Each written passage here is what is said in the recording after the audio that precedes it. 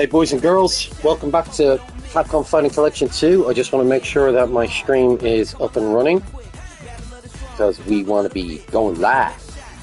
Yeah, we want to be going live. Yeah.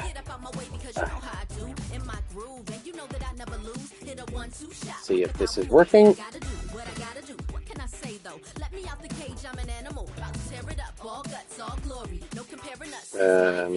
We should be live.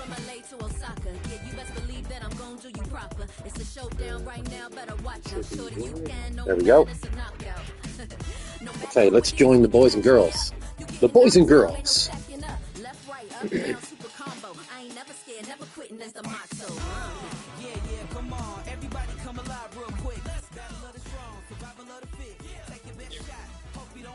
Yo, how you doing? I've just started my own stream as well on Capcom Fighting Collection 2. I haven't live streamed in ages. I don't know, just haven't had a chance to, really, to be honest with you. But how are you guys? Good. Hey, Joe, you sound like a radio announcer when I was listening to you there. Just when you were reading your stuff on your stream, I was like, you sounded like a proper radio announcer. I was like, hey, he sounds really professional. When you were reading all that stuff out, I was like, it was like you were reading like a narration from a book or something.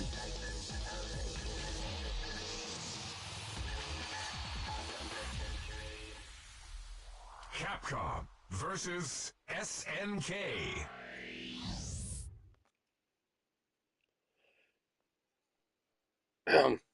Yeah, they were great matches. Thanks, mate. I appreciate that.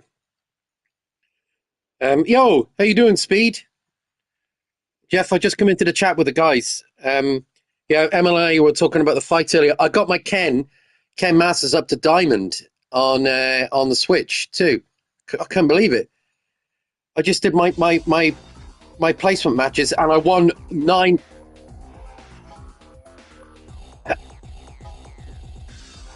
Well, I nearly won 10 out of 10 matches. That's why, because I got 9 match wins. But how you doing anyway, Jeff?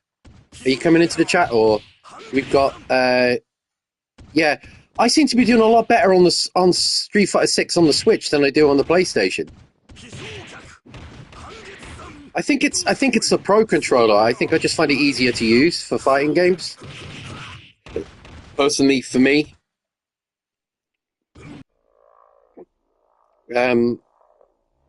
That's not taken away from the place. I mean, the PS5 controller is the best controller around. I don't know what it is. It's just for some reason I find the Switch, the Pro controller. Oh yeah. Well, it's the only way I can beat you, MLA. I literally, the only way I can beat you is to space myself out and grab you as much as I can, because you are so good. You're so quick on Street Fighter 6, as I have to really do my best to like distance my. I was trying to read you.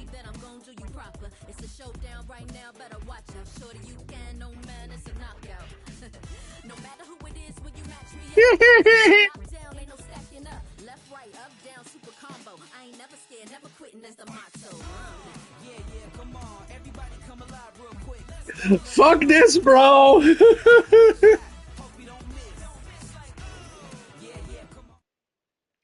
No, it's all right, because I'm glad I did the placement matches for Ken anyway, because I would have been happy with getting, what do you call it? I would have been happy to get it just what's before Diamond.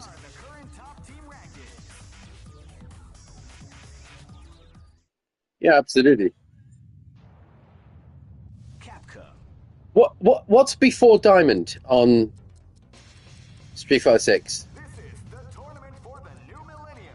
Platinum. See, I would have been happy with Platinum. I would have been super happy with Platinum. Let's get ready to battle. Feel the intensity when power and technique collide. Crush the competition.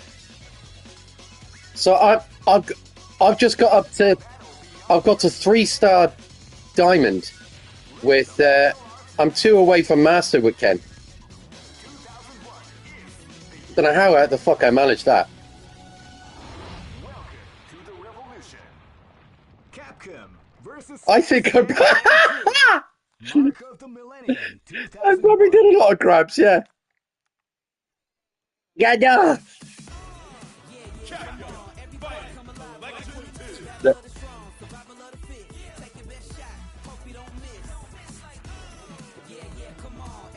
I love both of them. They were great.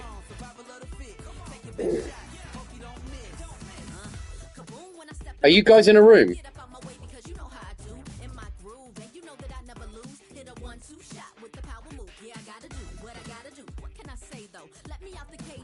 Like him in, or?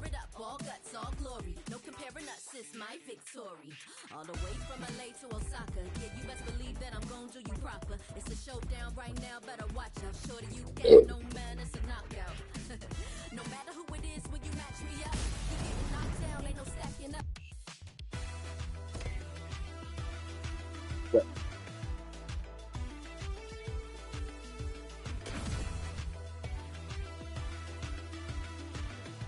I'm gonna have a couple of ranked matches.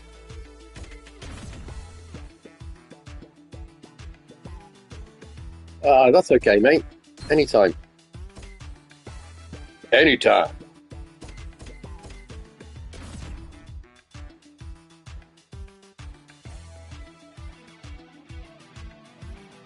Anytime.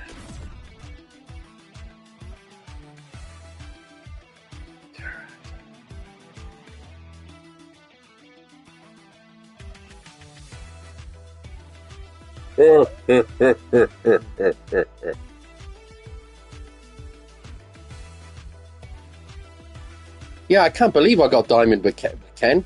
3-star diamond as well. I thought I'm gonna get gold, but I honestly I would have been happy with gold because that's the highest I've ever got before. Like on the PlayStation, it's the highest I've ever got is gold. I've never been like you guys. I've never got platinum or anything like that. So when I got fucking diamond, I couldn't believe it.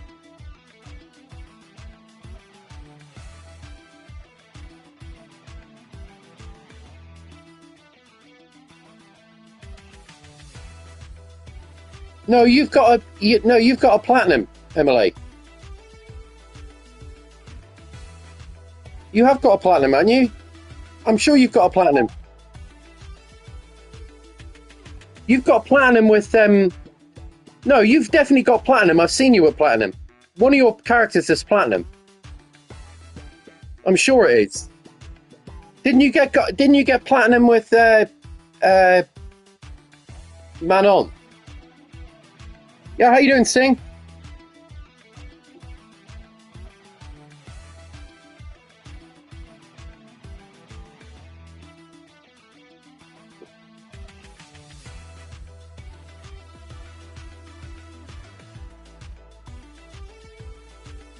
Oh, okay.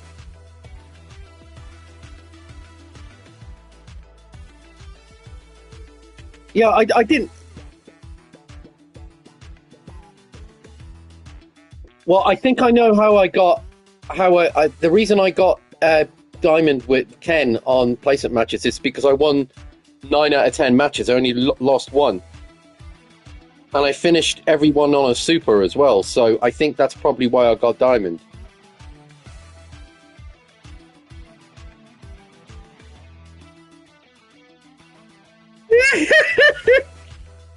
Shut up.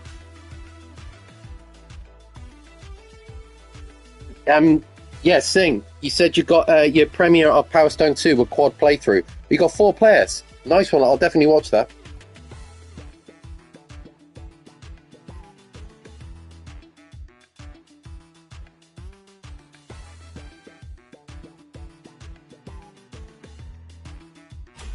Yeah, I tell you, Sing is amazing on Power Stone. Power Stone 2 as well, which is Power Stone 2 is hard. Yeah, Sing, you should exactly. Sing, you should definitely come over and have games.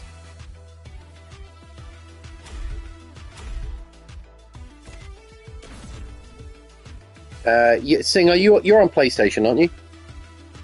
Sing, you're definitely on PlayStation, aren't you?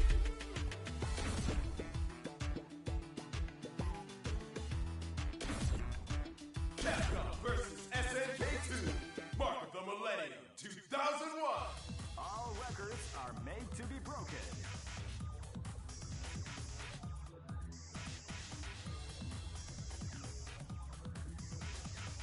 Nine 971-973.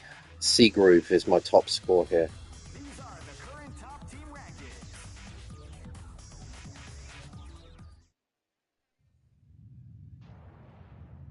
Capcom.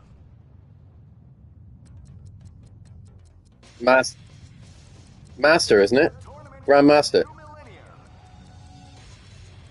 You'll experience the most exciting battle in history. Oh, nice. Let's get ready to battle. Feel the intensity when power and technique collide. Crush the competition.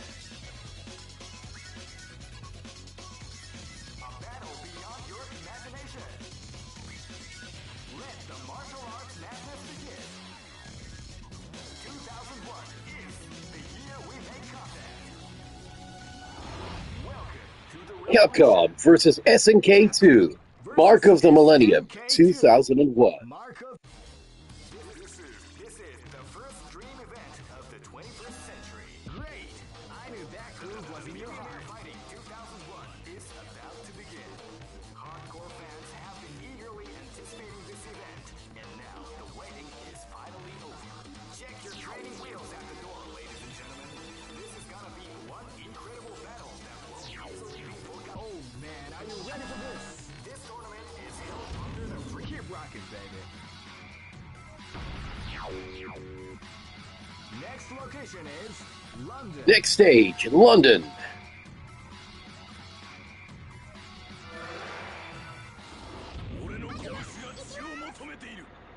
This battle is about to explode. Fight!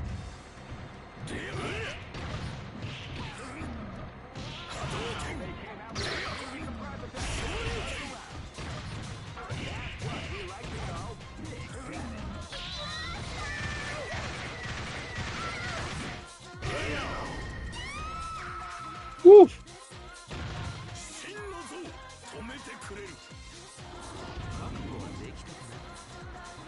Go for broke. Fight!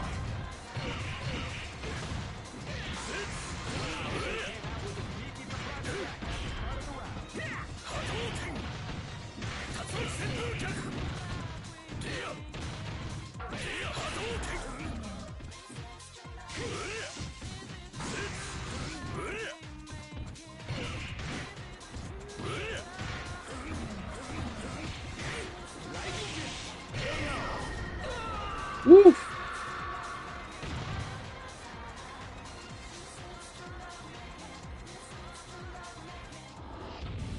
Oh, crap. I can't help but destroy everything in my sight. I mean, what's up with that?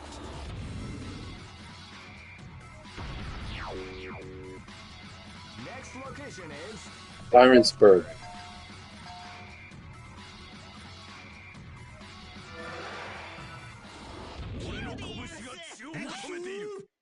This is gonna be a match to remember. Fight!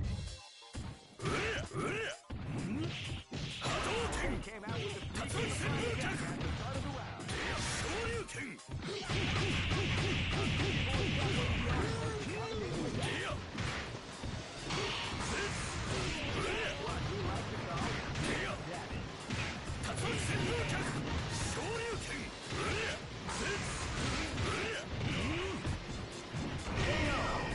Woo.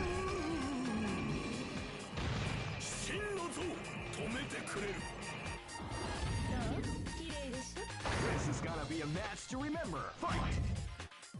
Well, at Wang Tam, Ryoma try best get chance for epic finish. Yeah, it's you're definitely a Wang Tang person like me, Sing. That's definitely the best character in the game, I think.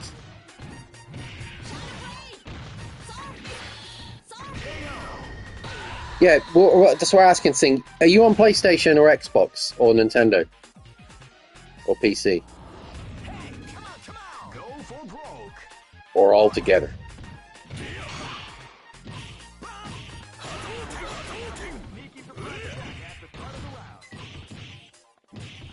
Oh, he's on Xbox. Nice. Oh, you're on PC and Xbox. Nice.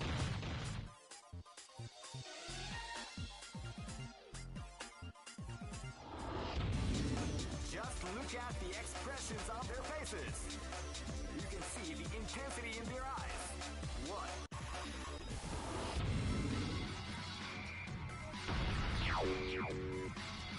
Next location is Kinderdike.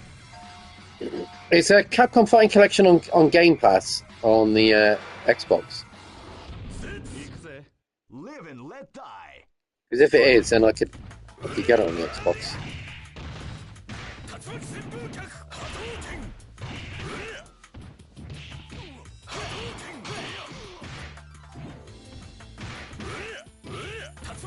Well, I've got it for the PlayStation and the Switch, so I haven't got it for the Xbox though.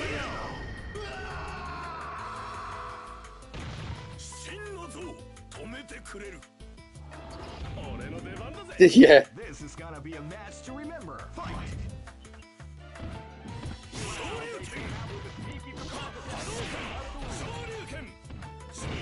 Oh yeah.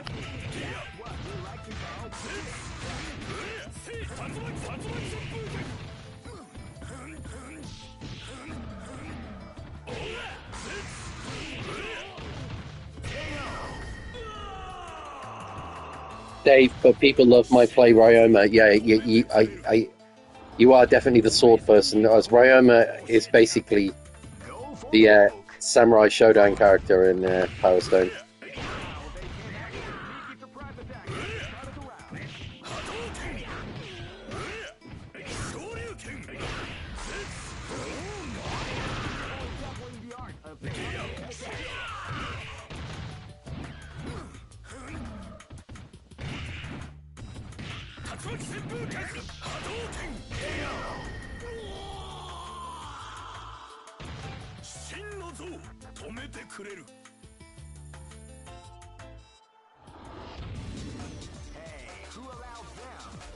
Do not beg for your life. Pay for it.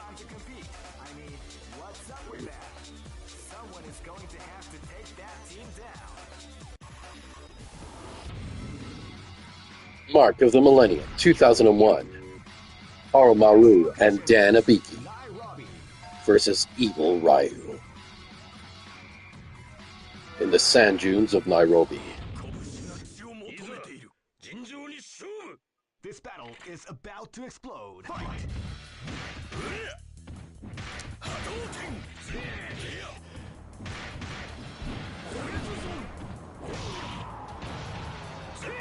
Science fishy.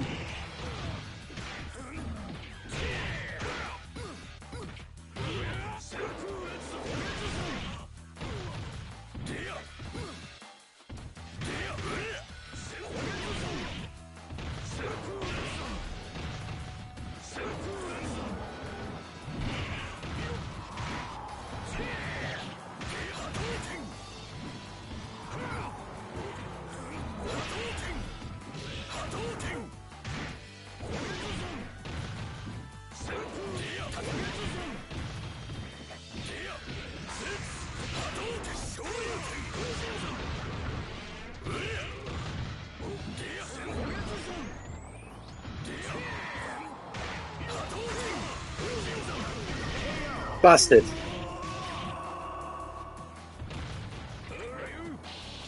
Burrow got me.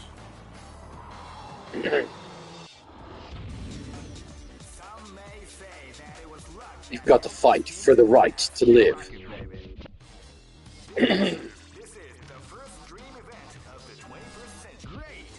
I love the way that Hamaru quotes the Beastie Boys in this game.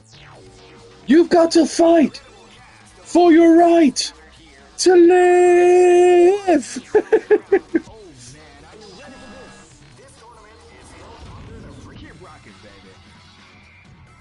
Oh no.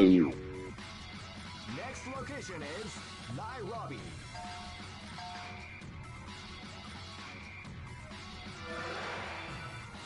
My apologies for all the vaginas, guys, listening. This battle is about to explode. Fight! Came out with a sneaky surprise attack at the end of the round.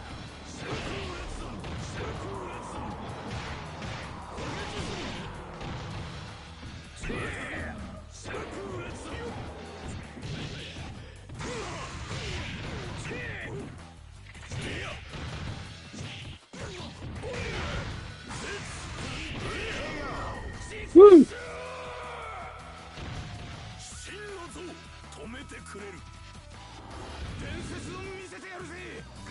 You got to fight for your right to party.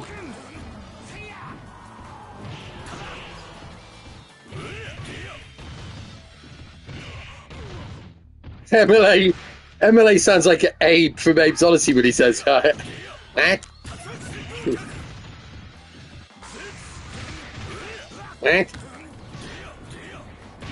Hello, hello.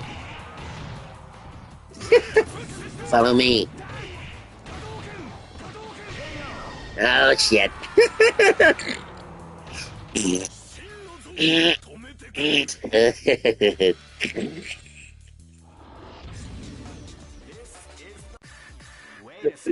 Yeah, I was trying to do his laugh, but I ended up sounding like a puppet.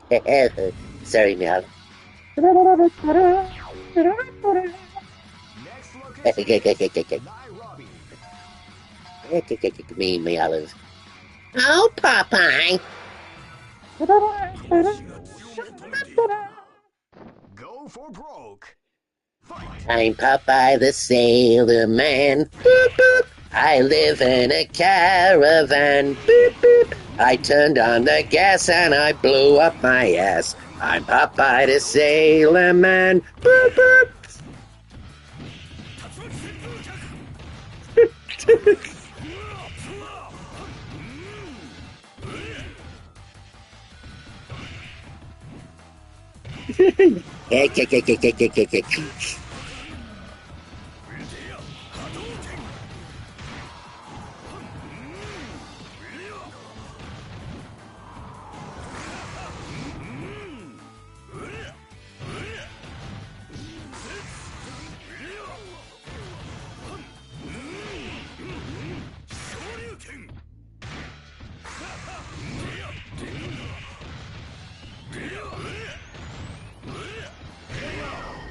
What? Bison is a bastard.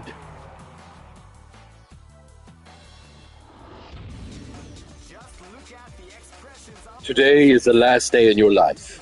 For me, it was merely Tuesday. This is the first dream event of the 21st. Great! I knew that groove was in your heart. Fighting 2001. What an oh man, are you ready for this? Bison defeats Evil Ryu. Oh, hello. Thank you, MLA. Next location is Nairobi.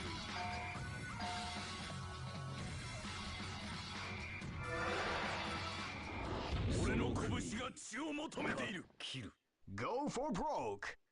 Fight!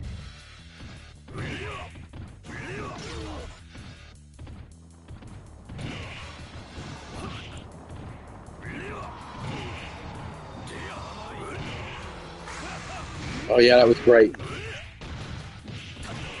That was amazing.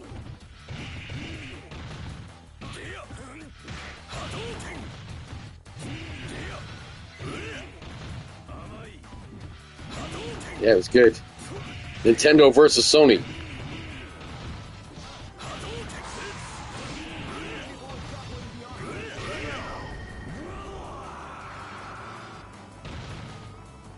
Bison defeats.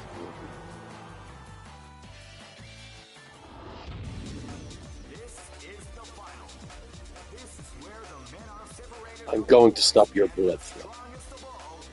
The big man. The big man himself. This is what the world is watching. Blood. It's calling for me. Ha! What is everyone waiting for? Let's fight. Peace out. Fight on, Emily. Fight on. Next location is Osaka. Fight on. Ah. I'm on the final stage now against Yamazaki. Hey, Luna. Shido. Hey.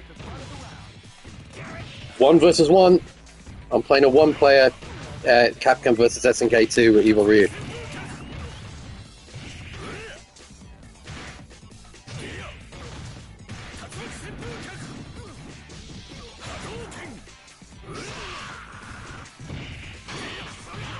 Oh shit. Yeah, baby.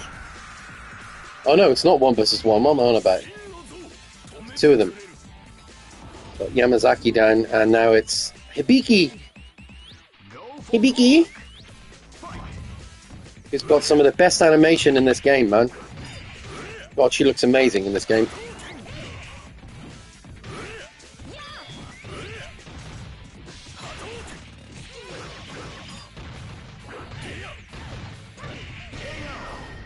Got her. Hibiki. Yamazaki and Hibiki are down. Great battles. That's how to outplay and outfight. The mark of the millennium is done. The champion of the martial arts has just been decided. The title goes to the greatest warrior, Ryu. I now present all you fans the best of the best. Listen to the cheers, the roaring applause. It doesn't stop. This concludes the mark of the Millennium Tournament. Live from Osaka. It's about time that we signed off. See you next time with that ominous foot on the top of the pillar. Geese Howard.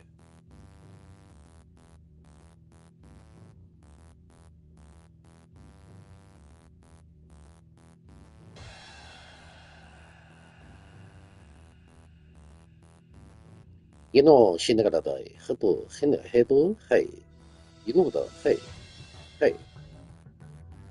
Programmer. Hypo Shinakahan, Sino, Hido, Hexa, Groovia, Monoshara. Network programmer. Tamaharo, you know, Bation, Smiatsameo, Meso, Miss Cody, 2C.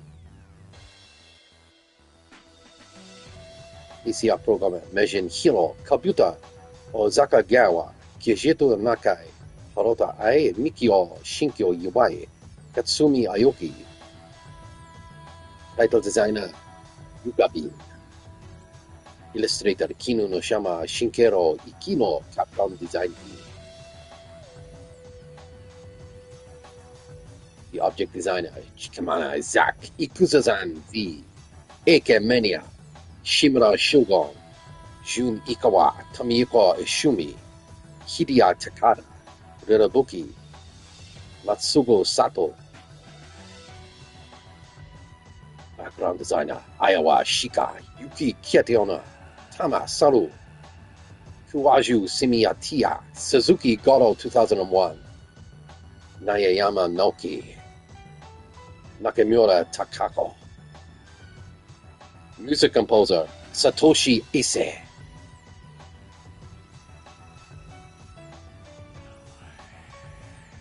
No, that's the real names. I'm actually saying their real names. That is their real names.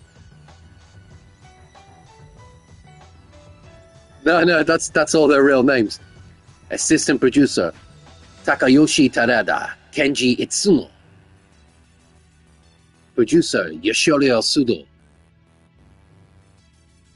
Executive producer, Yoshiki Akamoto. Special thank you, Yoshikuro Kayobashi.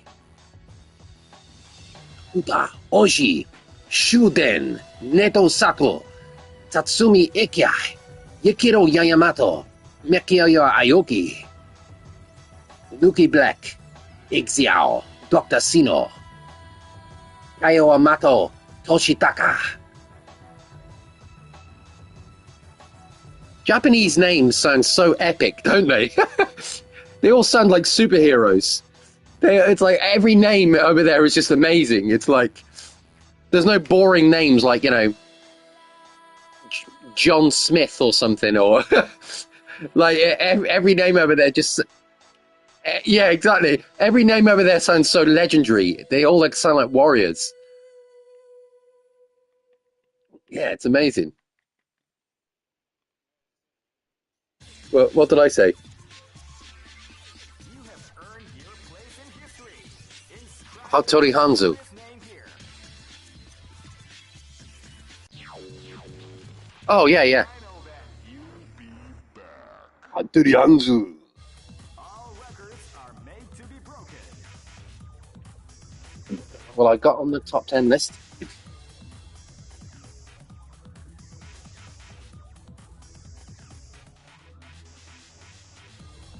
These are the current top team rankings.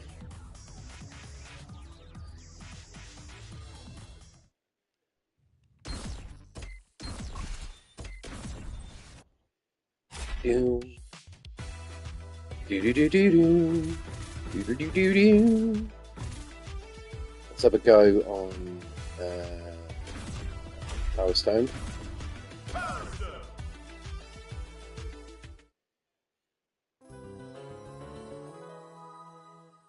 I've not played Power Stone in ages, so this will be a first time. In the 19th century, people are strong believers In the of 19th superstition century, and legend. people are strong Therefore, believers seek the of world for superstition. fortune, glory, and a legendary treasure which has the power to make dreams come true. That treasure is known The as power to make Power any dream Stone. come true. The treasure is known as the Power Stone.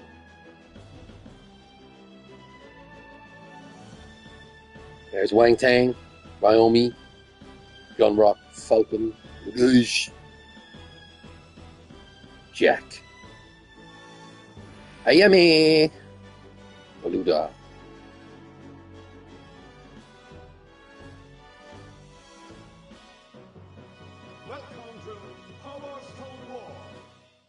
Welcome to Power Stone. It sounds like he's saying 4.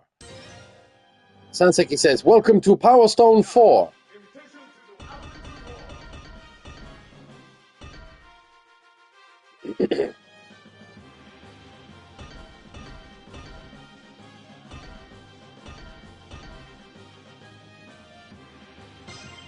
Okay, let's go Valgus.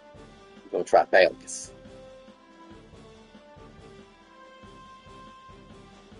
All right, you take care, Bri. Take care, buddy. See you later, buddy. Peace.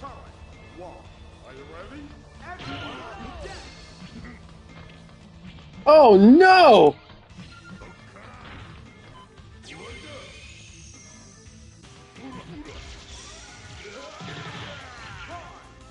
God damn.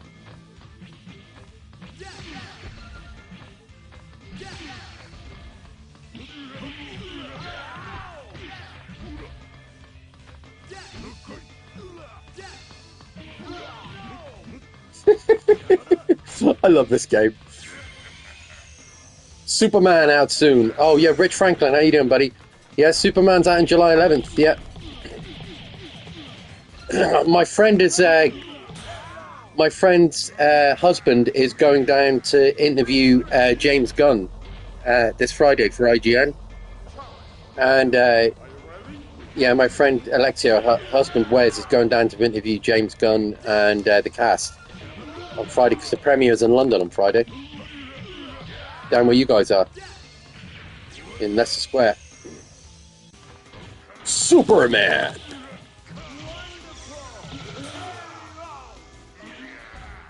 Yeah, I am looking forward to seeing it. I'm not. I am with MLA though on the costume. I wish they'd change the costume, but I'm looking forward. I kind of I've got over the costume now. To be honest with you, it's like I wish it would have been a better costume, but I just wish. I wish it had a similar suit to what Henry Cavill had, where it's a bit more sort of like powerful looking.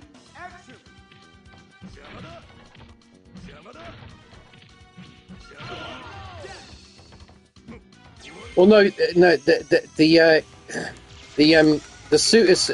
This is the version of Superman where his mom makes a suit for him. So Martha Kent makes a suit. It's a bit like the Dean Cain version, where His mom makes a suit, so that's why it looks the way it does.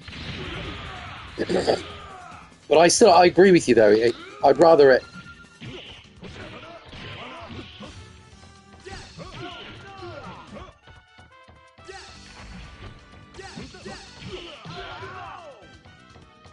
Nice.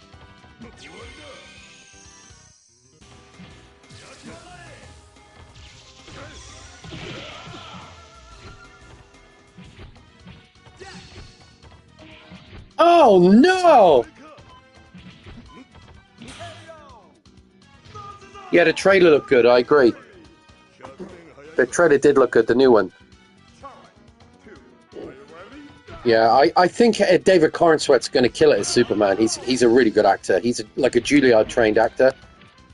David Corenswet, the guy who's playing Superman, went to the same acting school as Christopher Reeve. It's called Juilliard. It's like the top acting school in America, so like the best of the best actors go there. So he is a really good actor, David Corenswet. I've seen him in a few things. He's very good. So I think he's going to be able to do like the difference between Clark Kent and Superman really well. He's going to do like he's going to do what Christopher Reeve did. He's going to make the two characters feel totally different. Whereas if you watch Henry Cavill, there was no difference between the Superman and Clark Kent. They were exactly the same. And like, it's a bit difficult. How do you make it different? Because all he's doing is wearing a pair of glasses, so it's kind of stupid, obviously. So what you have to do is like totally change. Like, it's what Christopher Reeve did. He totally changed the way he walked, the way he spoke, like how he held himself, and you could almost believe it was two different people. And I think that's what they're doing with David Corenswet, which I am looking forward to.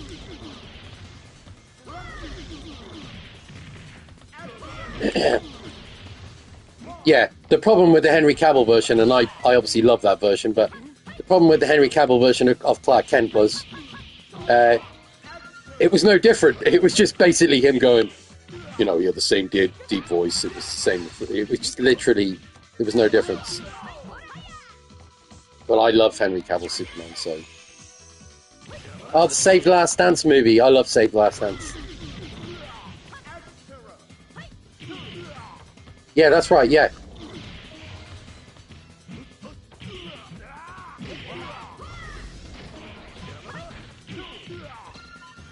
Oh, Chris, how you doing? Sorry, buddy.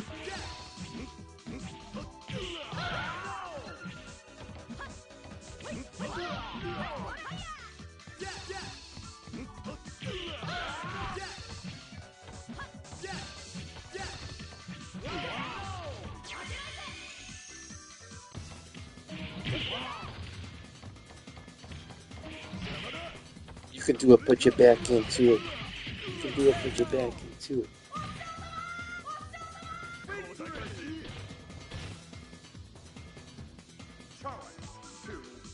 Yeah, Juilliard was in the Save the Last Dance movie. That's right. Yeah, that's the one where Julia Stiles went to. She went to Juilliard. Yeah, that's the same one. Yeah, yeah. It's like the most prestigious like acting school in America. It's in New York. Yeah, so like when Christopher Reeve got the role of Superman back in 1976, he was in a soap opera called Bold and the Beautiful, I believe it was. And Christopher Reeve was like the main heartthrob in that. He played this real asshole character in it, and he was in his early 20s, and like all the girls fancied him, and he was this 20-year-old like sort of hunk in New York that all the women fancied. And that's how he got the role of Superman. Was the director Richard Donner realized how popular he was, and they were the producers of the movie actually wanted to cast a well-known actor. So they were looking at Paul Newman, Clint Eastwood. They wanted Clint Eastwood and Paul Newman to play Superman, and Robert Redford. And like that would have been awful, obviously. And they even wanted Muhammad Ali to play Superman at one point. Like, it was just nuts what they were thinking. And then the director Richard Donner, who had just come off making the Omen movie, the horror movie, he said, no, I want to go for an unknown. And so Christopher Reeve walked in, and he was like, that's the guy. Can you imagine Can you imagine Muhammad Ali as Superman? I'd actually love that. I think I would have watched the shit out of that. It would have been amazing, actually. Superman. They were considering Muhammad Ali for Superman back in 1976. Yeah, absolutely. But you got to remember, they were trying to look. This is Paul Newman. The people that were up for the role were Paul Newman, Robert Redford, Clint Eastwood, Nick Nolte, and there was somebody else as well. Somebody else famous. Oh, Bruce Jenner. Bruce Jenner. Because he was an Olympic athlete at the time, and they were looking at Bruce Jenner as well, who's now obviously Caitlyn Jenner. Yeah. It's nuts what they were thinking about. Yeah. But Muhammad Ali, I know, obviously we think of Superman as well, but if you look at Muhammad Ali, physically, like build-wise, he actually would have made quite a good Superman, because he was tall, he was built. I'm not saying he would have been great in the role. What I'm saying is that physically he would have looked good as Superman.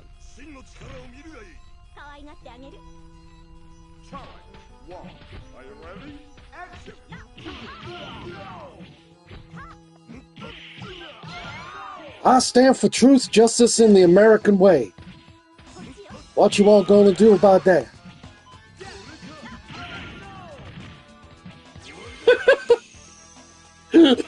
Yeah, you see, he would have been amazing.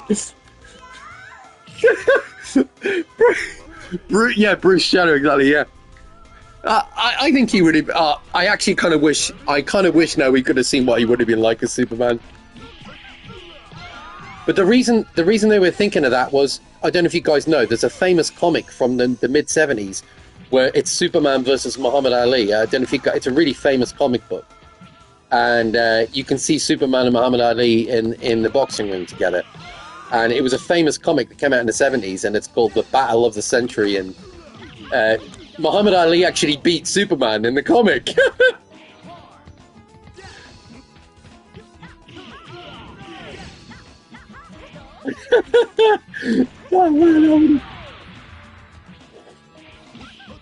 I don't care whether you're Kryptonian or whether you're Bostonian, it don't matter to me.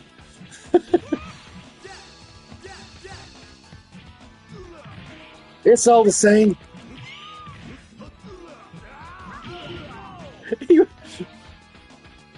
Yeah, Clint Eastwood was going to be Superman. Now that wouldn't have worked.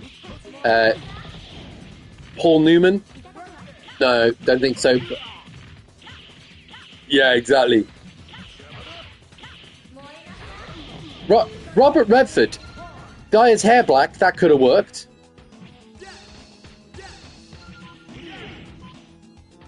I think Robert Redford could have worked out of all of them.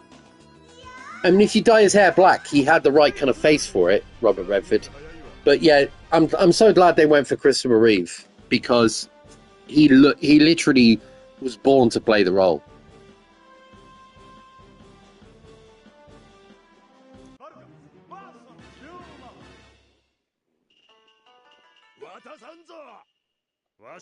He looked so much like Superman that even the comic books after the movie came out modeled Superman after him. That's how much of an influence he was on the role. The actual comic books changed to look like him.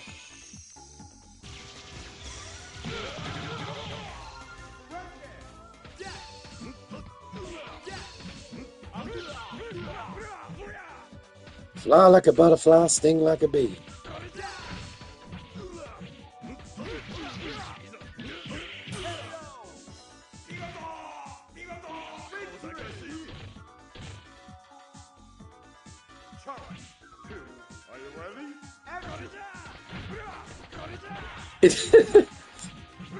Yeah, exactly. As Rich is saying, flying with his boxing gloves. Like, I actually think he would have made a. The thing is, whenever you used to see him on TV, he was so charismatic.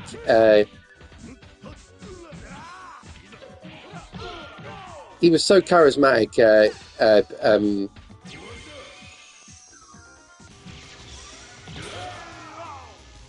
Oh, you're going to upload a video regarding the Sonic 34th anniversary. Nice. 34 years of Sonic. Wow.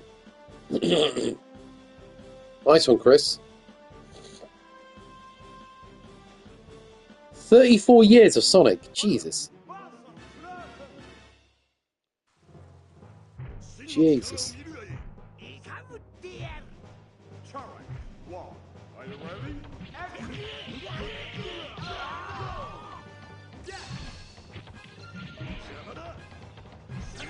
Flutter like a butterfly, sting like a bee.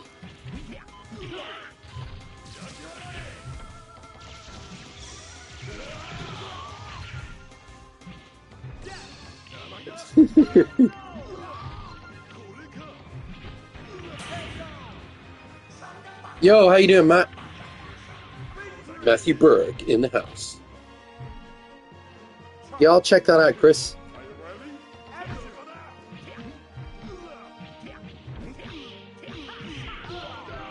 Oh no!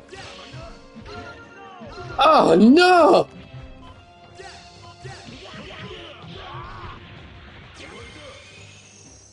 Misty! How you doing, Misty? Yo, Misty, how you doing? Misty, how you doing? How you doing, man? You do? Hey! Hey!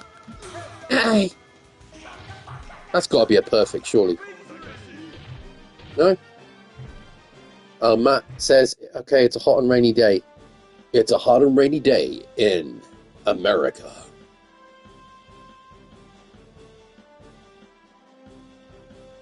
Avalon JS. Here he is, the main man.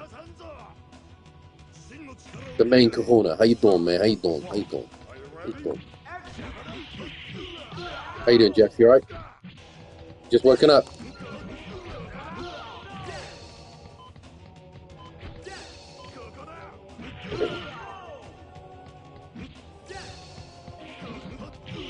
You haven't slept for 2 days?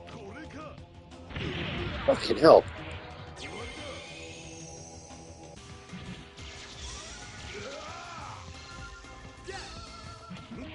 Jesus Christ. I'm playing Power Stone on my stream. And then I just finished the stream.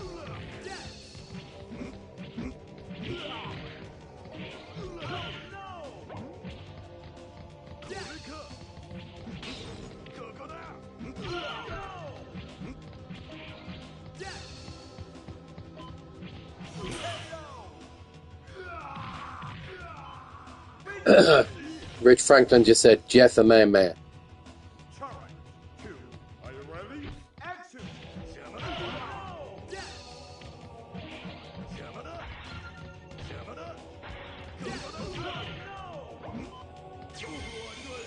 Fuck.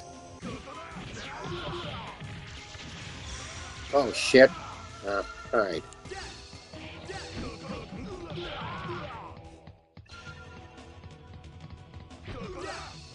The fuck did he get that last one?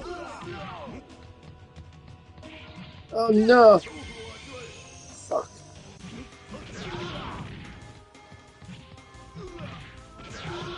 Oh, fuck you.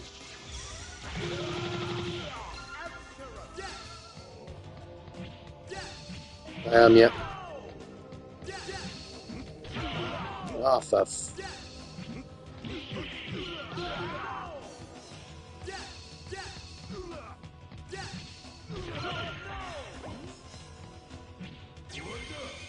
that's gotta be it, come on. How the fuck did that miss?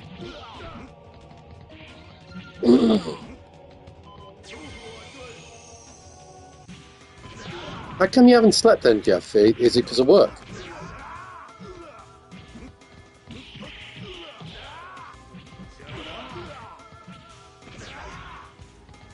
No, man. Make sure you take time to relax. Jesus. Say that again?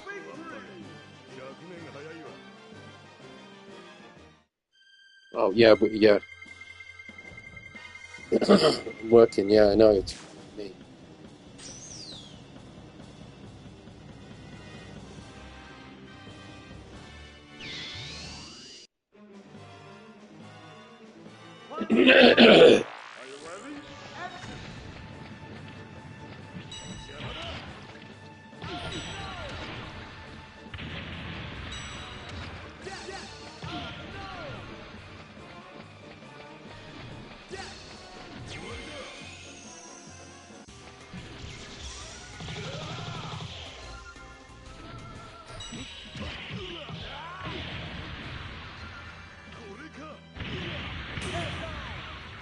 That's got to be a record time, surely. 12:31. Got to be some. No, I don't think it has. Master asking, do you have insomnia? これで全て揃ったおおついに究極のパワーが我が物になるのか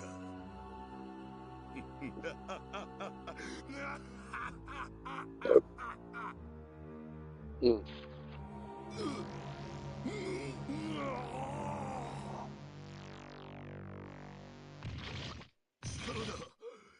力が溢れている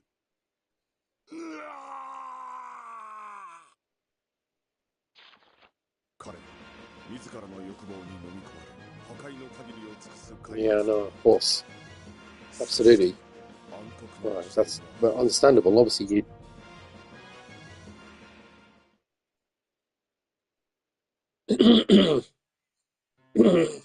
No, I get that.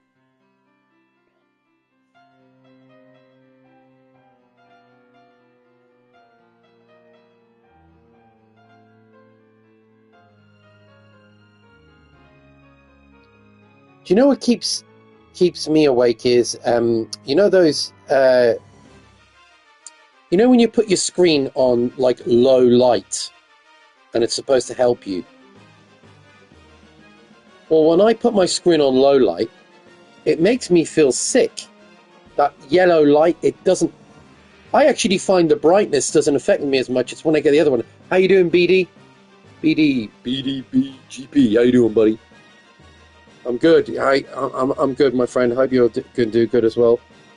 But yeah, I'm just talking about the things that keep us asleep. And BD says hello, speaking. And but yeah, hope you're doing good, buddy. Thank you for coming in. I enjoyed that Pac-Man stream you did a while back, BD. That was amazing. You're playing all of it. You played 256. I love that game. But yeah, that yellow light on the phone, that keeps me. So I find that if I've got that yellow light, it really affects my eyes, and I actually can't go to sleep. I'm fine with the bright light on the screen if I'm led in bed. It's the low light, that yellow light. It definitely affects me.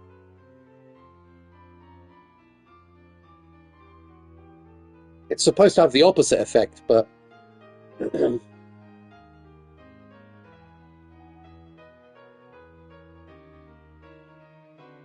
those new Pac-Man games are hella dope. Go on. Sorry, what were you going to say?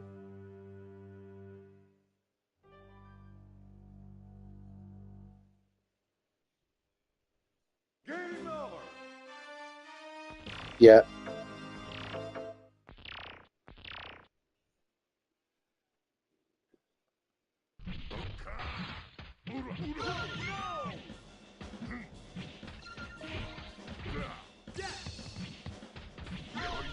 With the heat.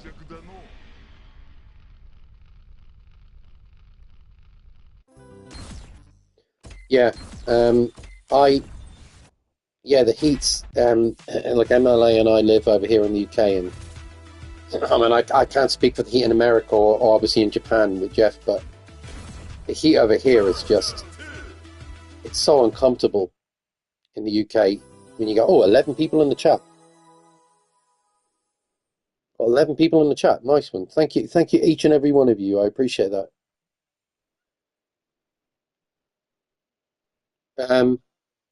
But yeah, I am.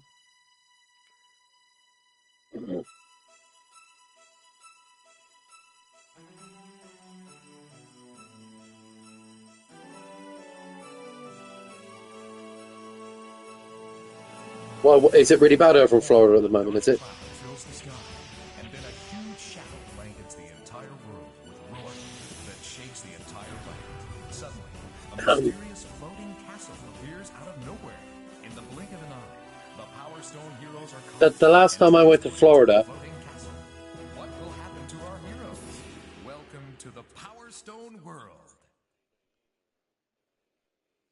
yeah, What's going on here? You'd better watch that's a good point. You're right. I am. for your freedom. Escape from the castle. I do struggle where I mean my problem MLA won't testify to this. The heat of it in the UK when it gets really warm is sticky. It's sticky and it's close to your skin and it's just Lead to a perfect grim and dry. It's Hey now, it just watch your step. yeah, it sticks to you. It's not airy. It's like I mean I remember when I was over in Florida, I got sick with the heat over there because it was so intensely hot. But at least there was like a hot air with it as well. Over here, it's just dry. No, there's no air. It's just horrible. It's just it makes you feel sick.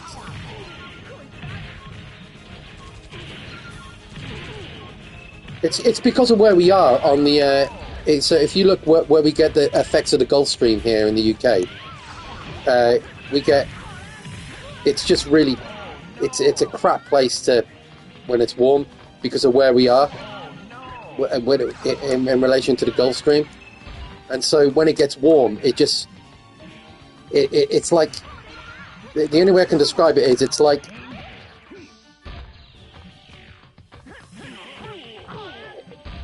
What my friend described it perfectly once. He said it's like when it's hot in the UK, it's like when you dry heave before you get sick, and that is a perfect description of how the heat feels in the UK when you're sort of going. That's the UK in a nutshell. It's just horrible when it's, and I promise you, that's not even a word of an exaggeration, is it, Emily? It's just grim, shitty heat. It's like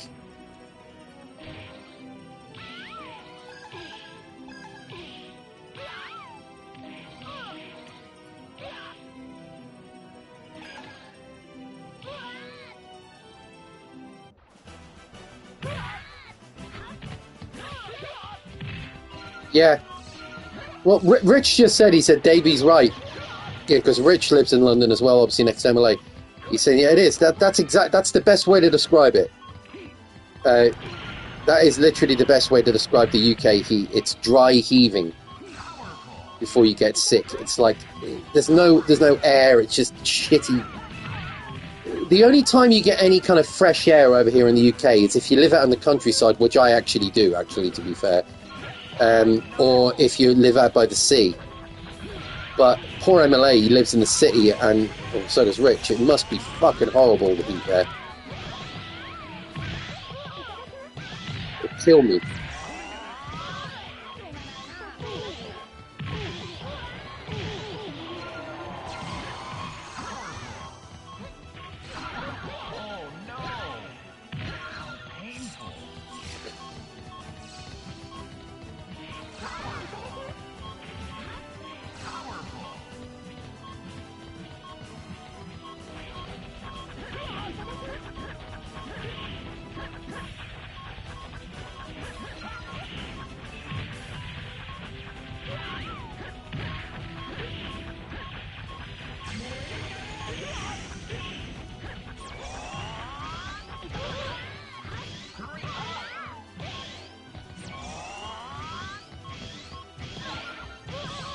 Ah, yes, Street Fighter EX plus Alpha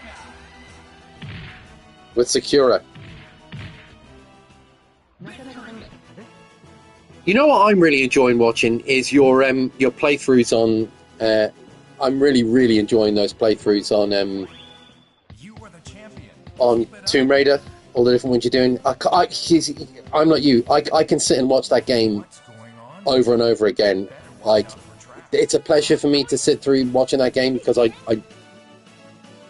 don't know it like the back of my hand like you do, in that I can speedrun it, but I know each level like the back of my hand on that game, so it's like visiting an old friend every time I watch it. So I can watch that from beginning to end every time, and it's just, you know, I'll never skip any bit. I'll just, because I love watching it so much. It's, Tomb Raider 1 is just one of those rare games that you can watch it from beginning to end and it never gets boring.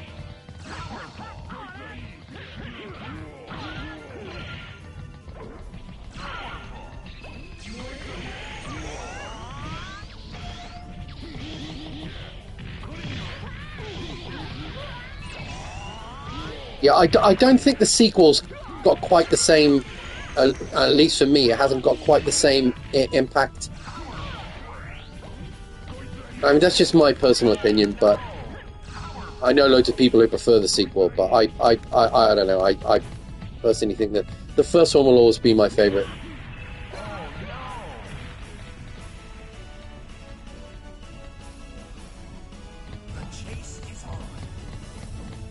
I like all of them, though, to be fair.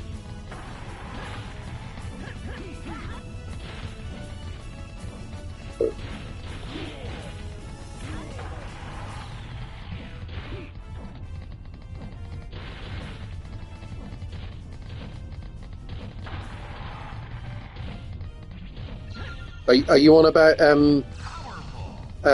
what, does that include Tomb Raider 2? Oh, okay.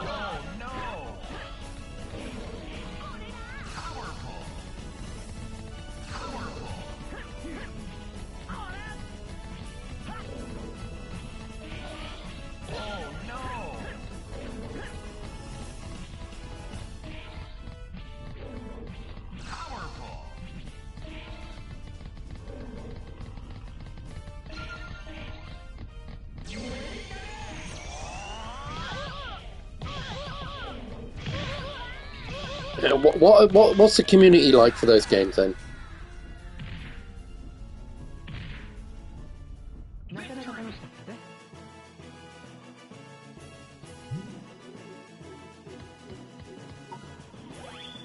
Hey, don't go soft now. Your journey has only just begun. What? But it's not unstoppable. Aim for its head.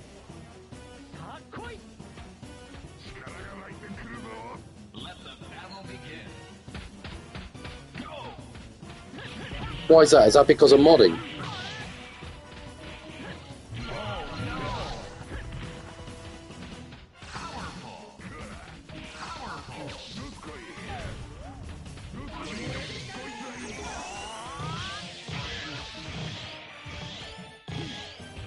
I was about to say. That's what I was just gonna say. Tomb Raider fucking started on console. That's fucking stupid. I'd understand it. I'd almost understand if it was a P.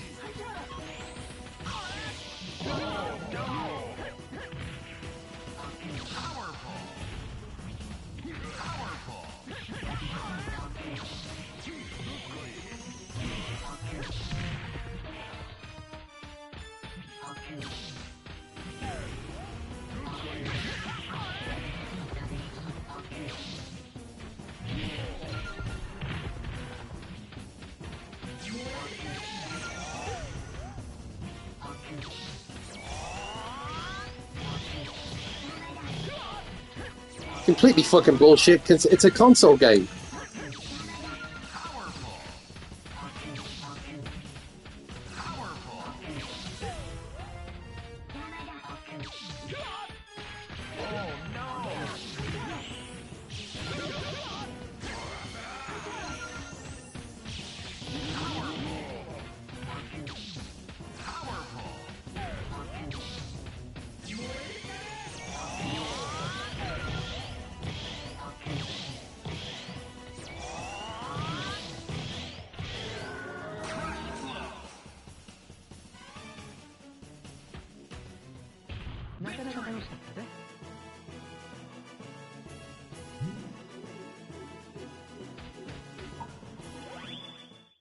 skills are unmatched. The end is almost at hand. Never give up. Aquatic adventure. You get to take advantage of those suns.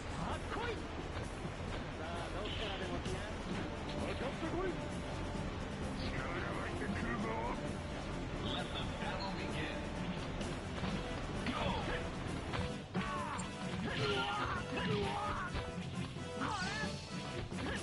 Oh no!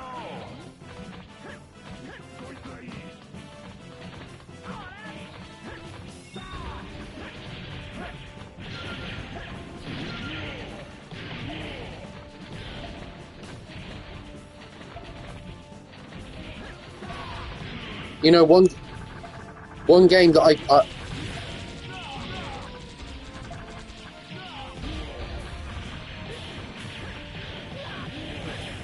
one game that I think I could actually maybe attempt to speedrun if I practiced would be Ocarina of Time, because I used to be able to.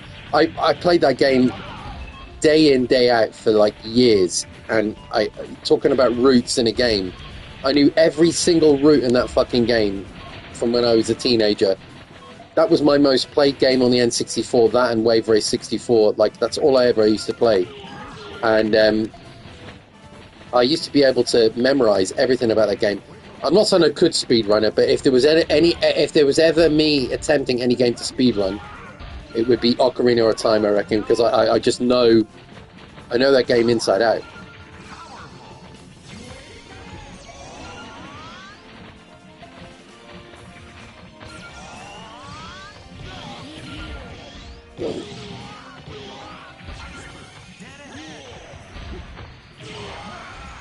I imagine it is a difficult game to speedrun, actually, because just because of the nature of how it's laid out.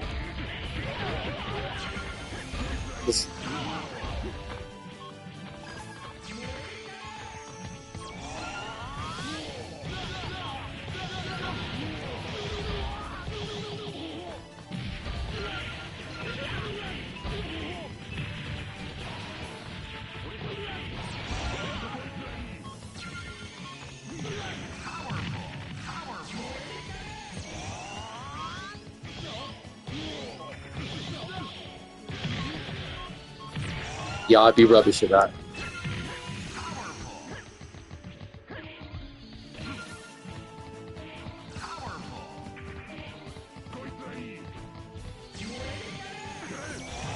Yeah, I'd be rubbish at all those those specific jumps and all that. That's where I'd fail on all that kind of stuff.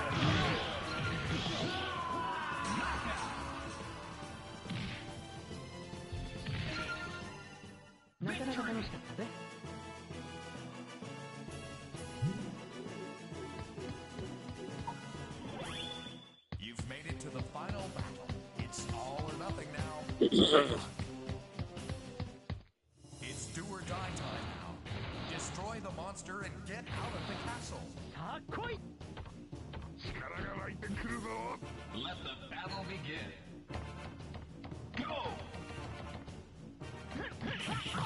Really? All of them? Oh no! What the fuck?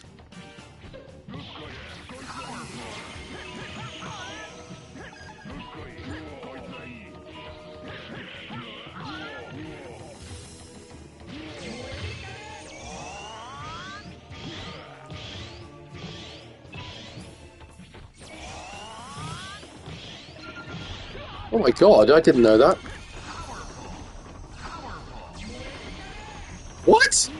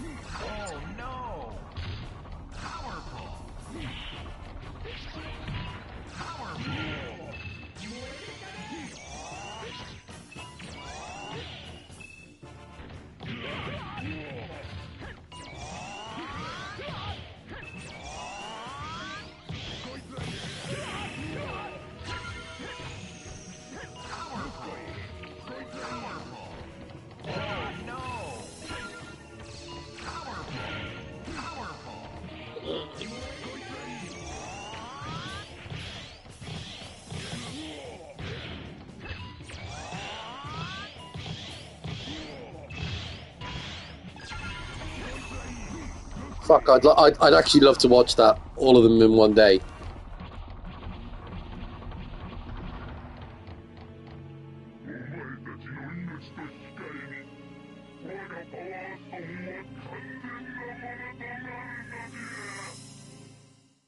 You've reached the last one. Now show no mercy. Powerball.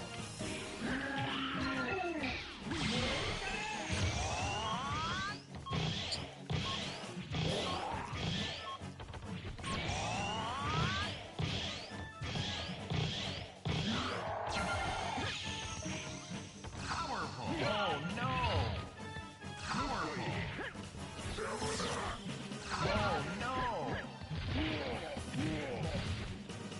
Oh no! Powerball!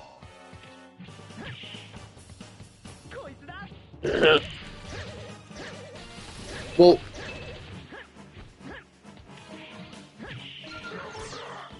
Oh no! Powerball! one of my favorite games to zip through, even though I'm rubbish at it and you see me do it, is Sonic CD. I love playing that game, and I can sit and play that and just do a run through on that. I just find that game so much fun. It's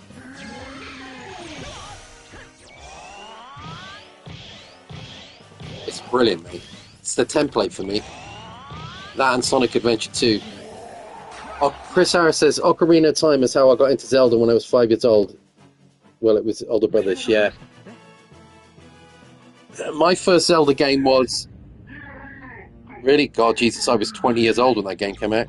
Joe and I were late teens, early 20s when that game came out. Teenagers.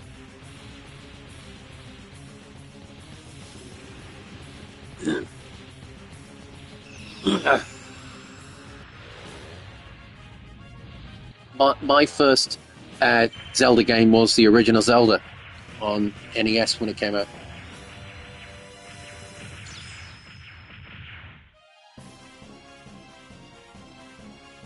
However, my first Zelda game that I owned was Zelda 2, the one that Phil Twerpen plays. That was my first game that I actually owned, and that's why I like that game. I know I'm with Phil on that one. I got a lot of nostalgia for Zelda 2. I know it's not the best Zelda game, obviously. It's probably the least... It's probably the worst Zelda game, theoretically, but I personally love it. It's purely nostalgia for me, though. Because it was the game that introduced me to Zelda. So, to me, my first introduction to Zelda was a side-scroller. It wasn't top-down.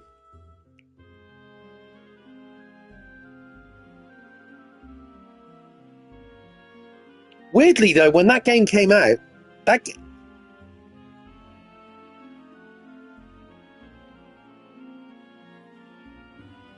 yeah. It is a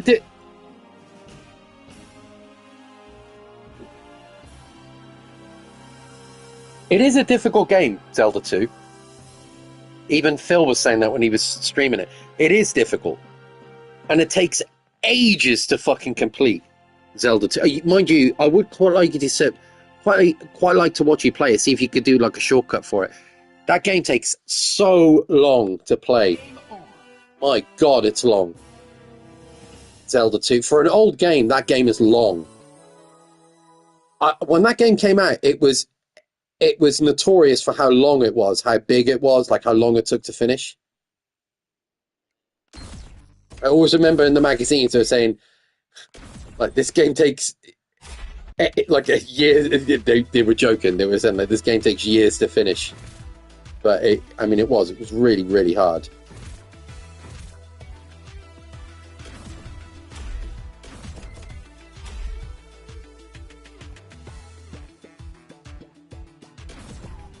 Capcom versus SNK Millennium Fight 2000 Pro.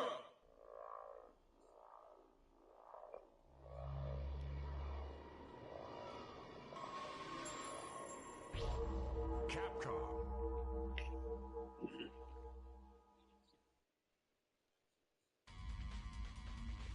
Your most hated Zelda game is Majorca's Mask. Screw that game. Really? God, I love that game, Chris. I love that. I don't like it as much as Ocarina of Time. I'll be honest. Ocarina of Time will always be my favourite. That will always be my favourite.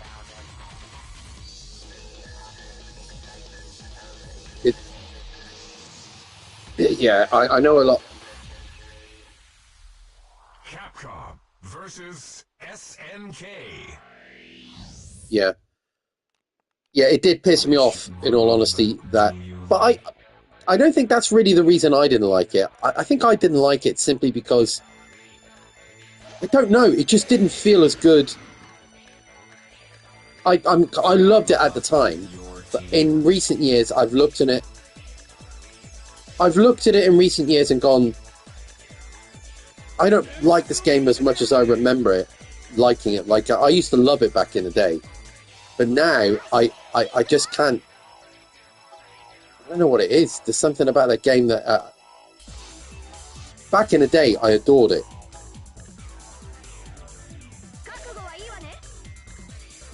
Majorca's Mask had a timing. Decide the order of the bout.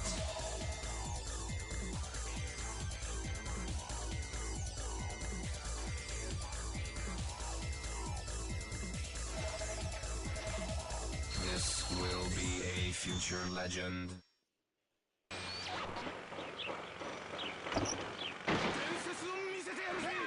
Round 1, fight.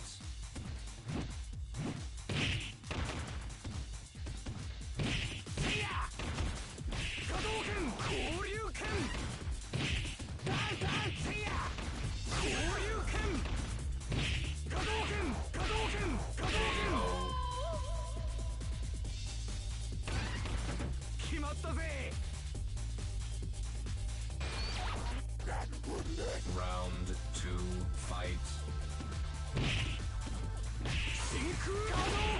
Let me tell you, hello Scottish Gamer VR, good to see you. We're talking about Zelda games and the impact they had. Let me tell you something, guys. When the Super Nintendo came out and A Link to the Past came out, there was 2 games that really showed off the Mode 7 effects of the Super Nintendo. Well, actually, there was 3 games, and they were Zelda, Link to the Past, Pilot Wings, and Contra 3. And they were the 3 games that really showed off what the Super Nintendo could do in terms of like Mode 7. And that map that was on, I know it's just a map, but you'd never seen anything like that. Like, that game looked amazing for its time. Those graphics looked like a proper cartoon when that game came out. The Link to the Past.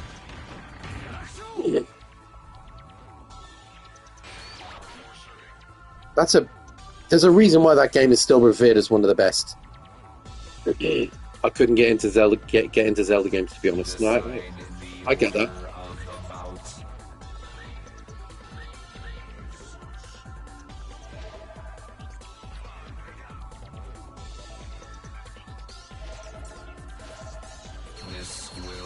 Oh yeah, Majorca's Mask is some of the worst save features. Yeah, to what Jeff was saying.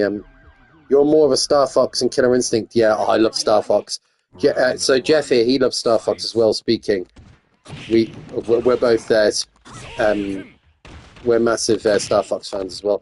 I actually did I did a 1 credit playthrough on my channel of Star Fox on the Super Nintendo. It's did it about 3 years ago, and man, I love that game.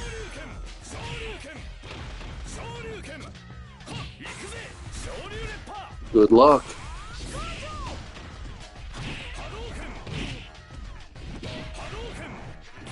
Emergency, emergency, emergency, emergency. Beep, beep, beep, beep, beep. Say that again.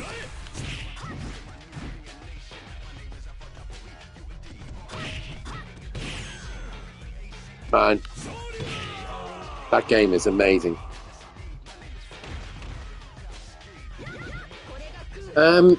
how am I finding the Switch 2? Yeah, it's really good. There's not a lot out for it at the moment, if I'm honest.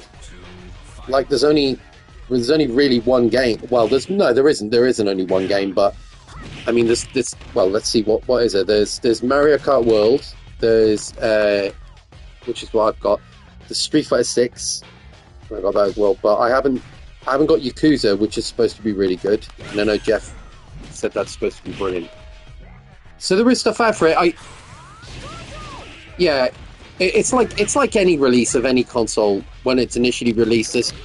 You know, the games are sort of a little bit sparse to begin with, but you just got to give it a couple of months, 3 or 4 months, and then the games start coming in. Like, you know, obviously Donkey Kong will be coming out in a few weeks, but it's a brilliant machine. I was saying to Jeff, like, it's definitely for me. It's been absolutely worth. Oh, you got one as well, Obi? It's worth the upgrade for me. It's just Mario Kart World, yeah. I mean, yeah, Donkey Kong, yeah. I'm actually playing more Street Fighter, to be honest with you, than I am Mario Kart. But that's not because I've started playing more Mario Kart since last night. Actually, I've started to get into the knockout mode, and so I couldn't really understand what to do with the whole open world thing, and now I realise what you got to do. You got to like complete missions and stuff like that in the open world. I didn't know what I was doing. I was just like driving around aimlessly, so I didn't really look online as to what people were doing. But I literally thought free roam mode was just there for a bit of fun, but there's actual missions you got to do. So that's nice that you can do that. Mario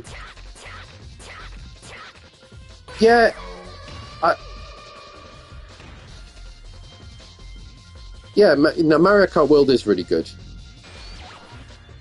I'm not very good at it, but it's very difficult. I still haven't figured out how to wall jump on it. I don't understand how to wall jump, but I will figure it out. I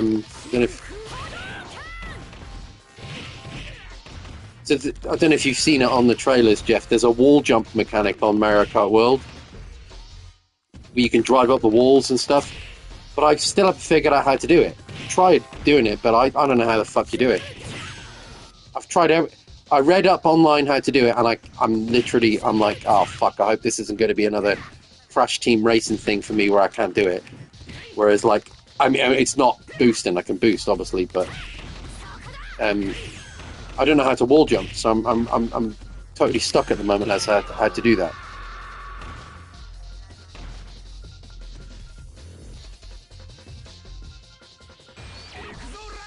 Round 3, fight.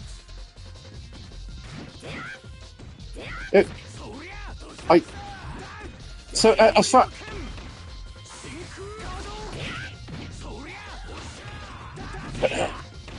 sports.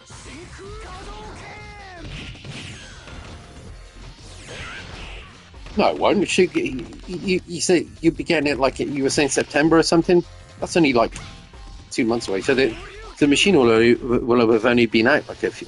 No, the thing with Mario Kart is it's constantly. It's like Mario Kart's one of those games that's constantly watched all the time. Like all the time.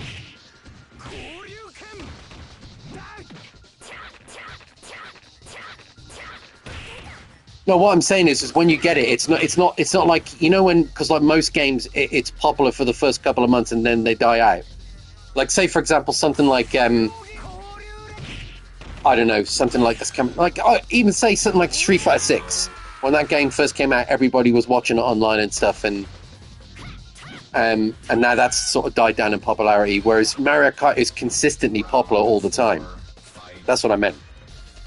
It's like everybody watches it all the time online. It's almost like Fortnite Mario Kart. It's like people constantly watch it.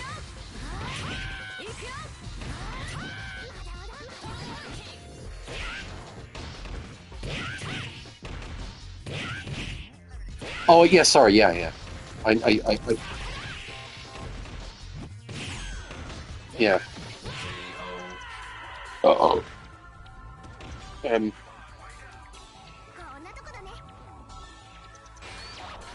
Say that again? Oh, God.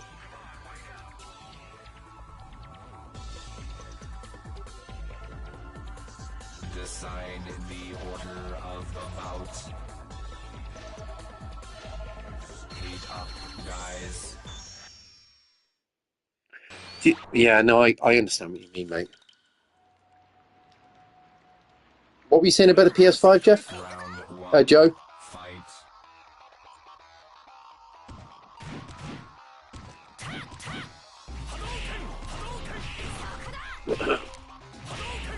I mean, really, the only games you're missing out on that I think you would honestly... Here's the thing, though, Joe. In terms of what you have on your channel, I don't think you're missing out on a lot, really. The only game that I can honestly think of you missing out on is Tekken 8. That's it. Because you can play Street Fighter 6.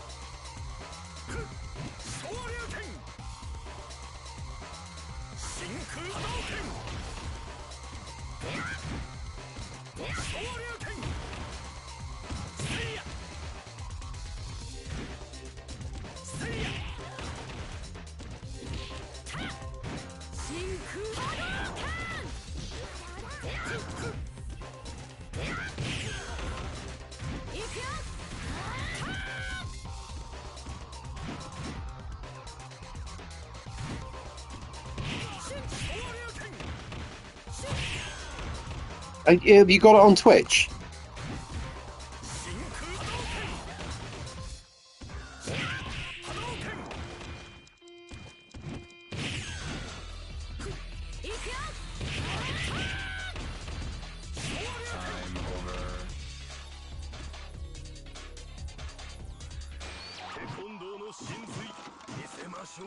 Round two, fight.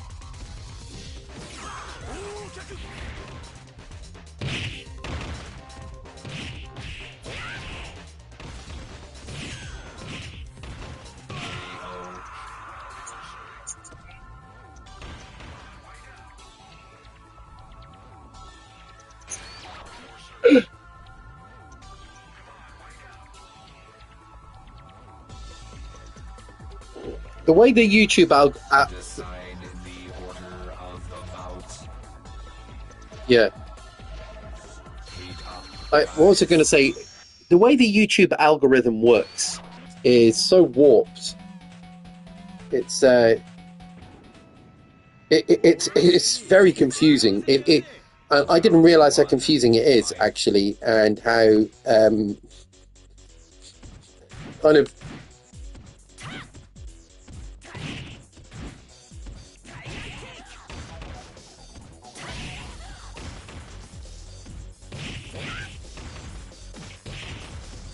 Yeah, you were saying you get like 100 people there.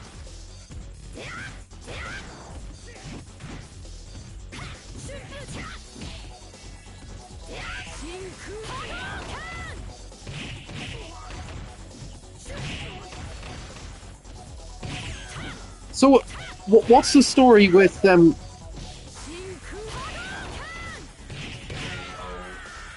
What's the story with TikTok? How does it gain so many viewers? Is it because it's like it's got that short format style with the yeah.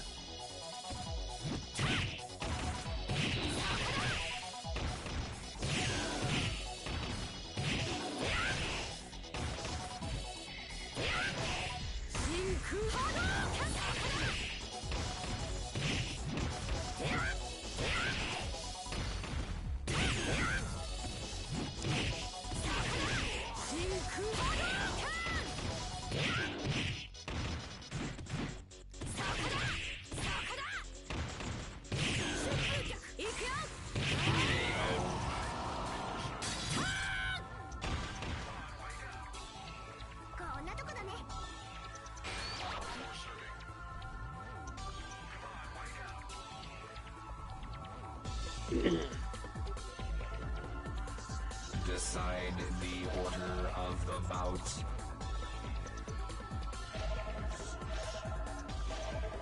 This will be a future legend.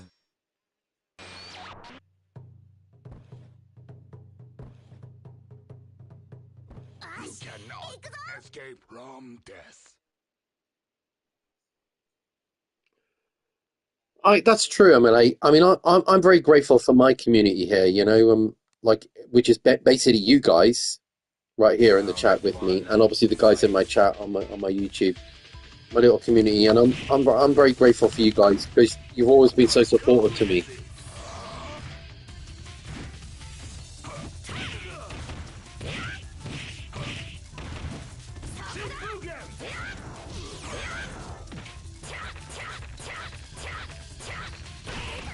I think yeah. Is there any way that you could take any of your viewers from TikTok to YouTube, like by links?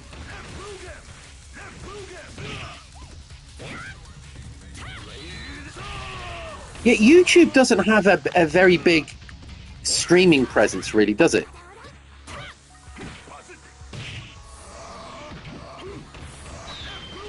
That's it. I don't really see that many people, like apart from like the really big YouTubers. I don't really see a lot of people like. I mean, yeah, there's a lot of people who do stream on YouTube, obviously, but it never seems like as big as like Twitch to me in terms of like streaming.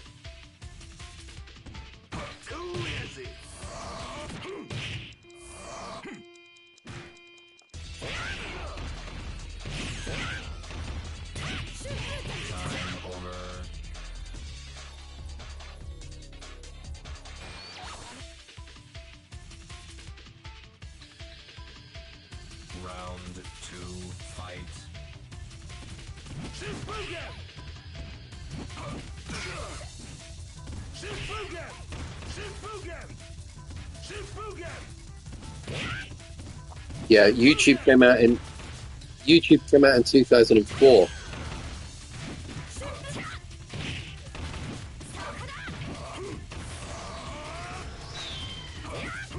Yeah, Matt's saying Rumble is big for podcasts as well.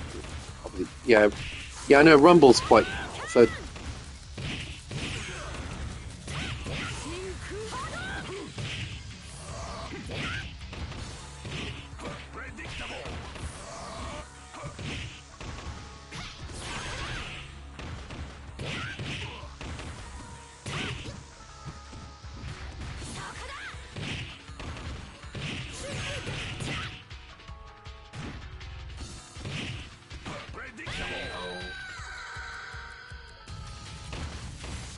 What do you mean?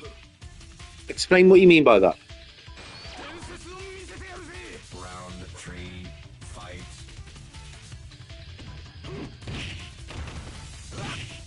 What? Yeah, but what would make you think?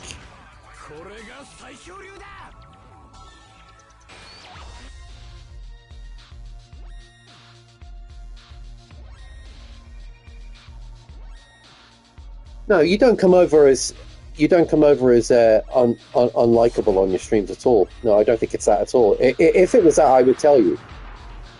If I thought you came over as unapproachable, and I know you, I think anybody on this stream here knows you. Well, I mean, look, I go to your streams quite often. No, you're never unapproachable. You're never like you never look like you're pissed off, or you haven't got a bitchy resting face or anything like when you're on your streams.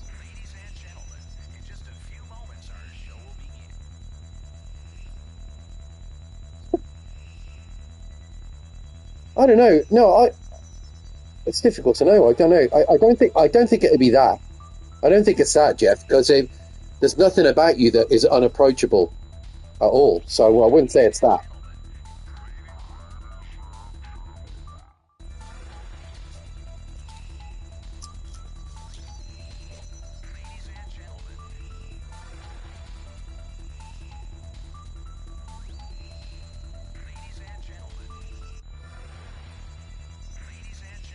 Yeah.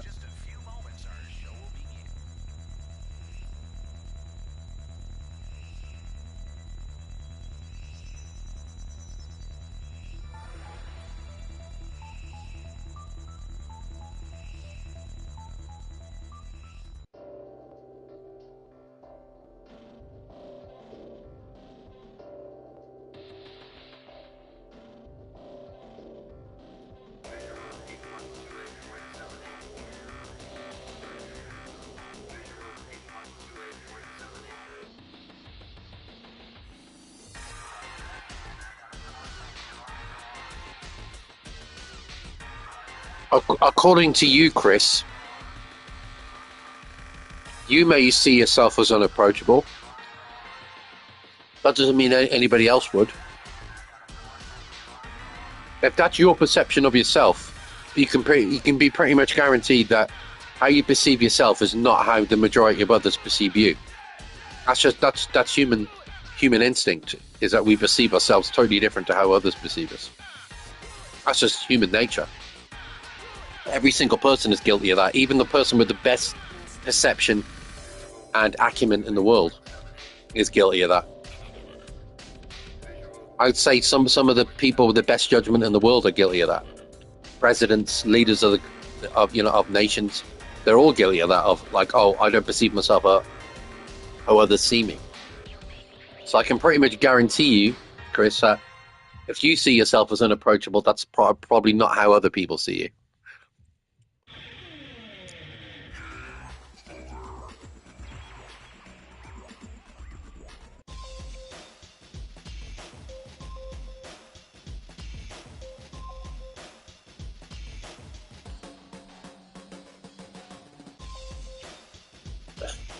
I would say chilled.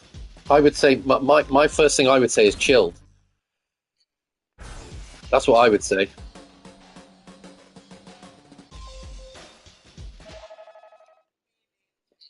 That would be dedicated and chilled is how I'd describe Jeff. Like, just kind of.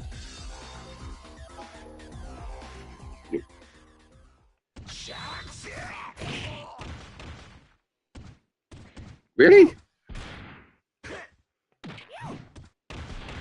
Like, that's not how I perceive it at all. But again, everybody perceives it differently. I guess that's not how I perceive it.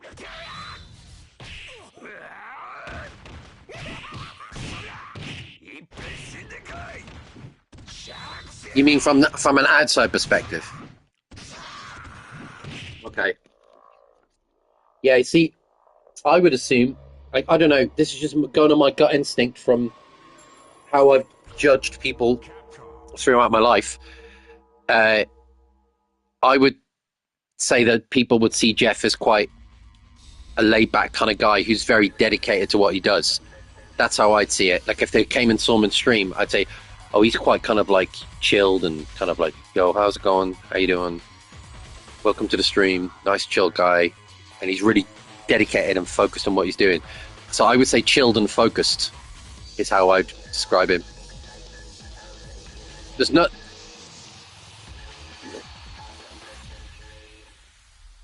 Yeah. Capcom versus SNK.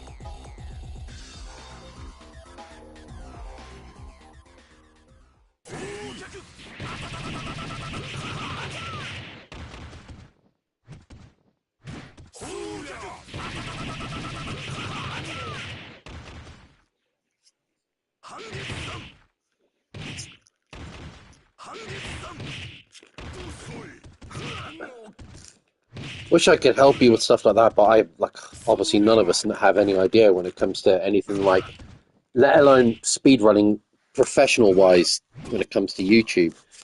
Like, I don't know, like, I'm just trying to think of people that we may know. Capcom.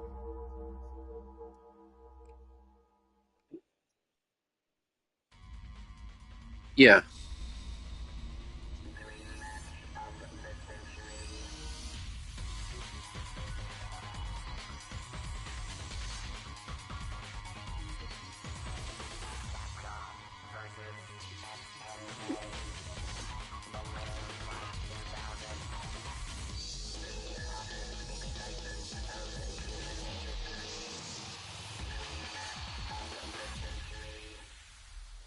Capcom versus SNK.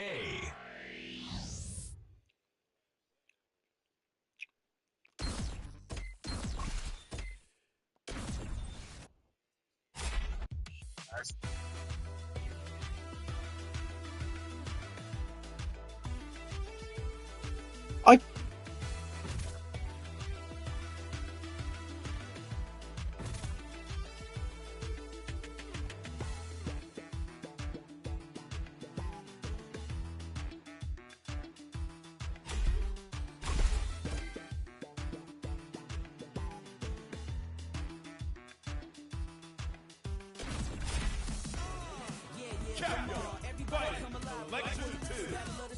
I mean, you know,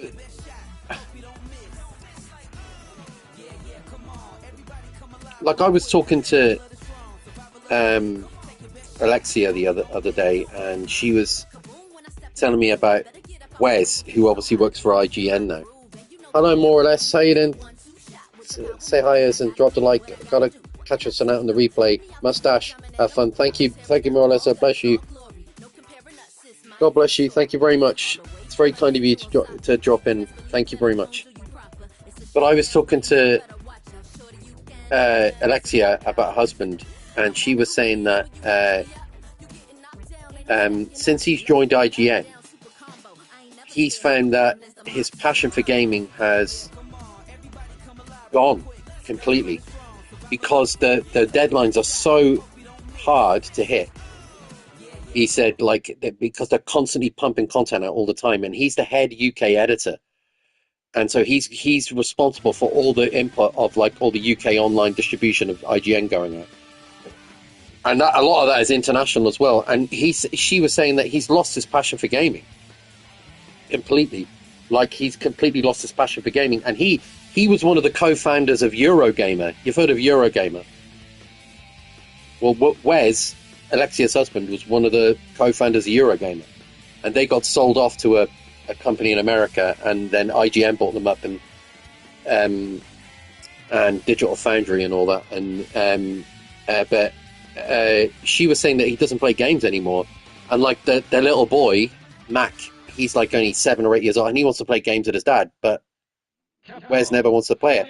Like Wes is going down to London this weekend to interview James Gunn, so he's moving away from video games now, and he's getting into the film side of things for IGN. And she was saying that he's lost his passion for gaming completely because the pressure on him at IGN has literally destroyed any happiness he had for gaming. And I was gutted to hear that, because he's a really like dedicated guy when it comes to video games. And I was like, has he really lost his like passion for gaming? She said, yeah, because he doesn't play games because the company's literally drained his passion for it.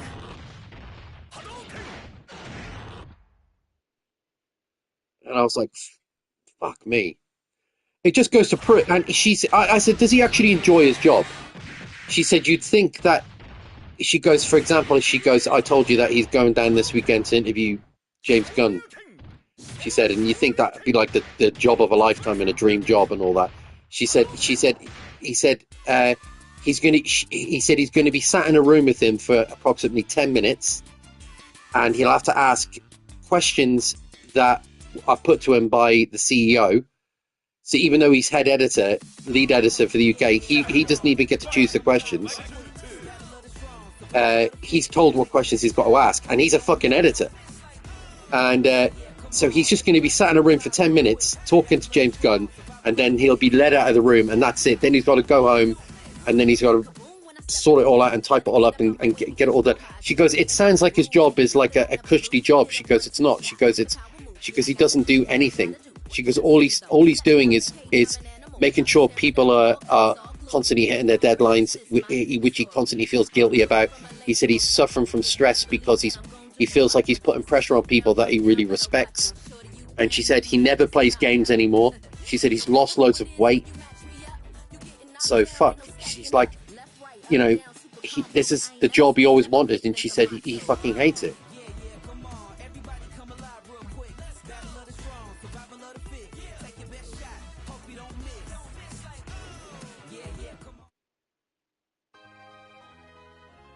And I'm pretty sure that a lot of that's got to do with the fact that there's only so much you can do, isn't there? Like when it comes to success in something, like you've worked within the video game industry, so you know what this is like. But you are working within the video game industry, but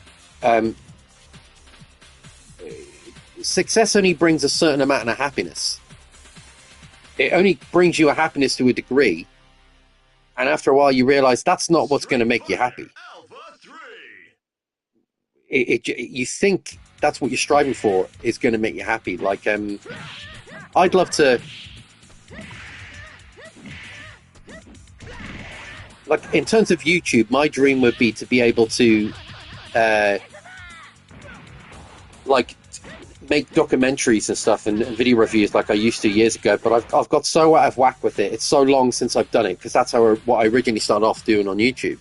But it's so long since I've done it, I've completely lost my mojo how to do it.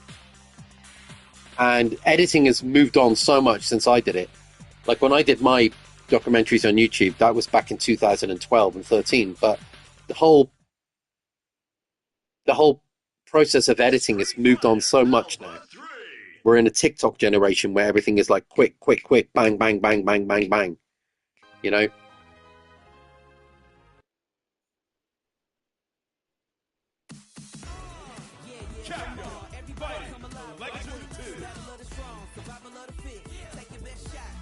It's like I was talking to Jeff agreed with me. What's that? Oh yeah. So, because you told me to download it from the hang on.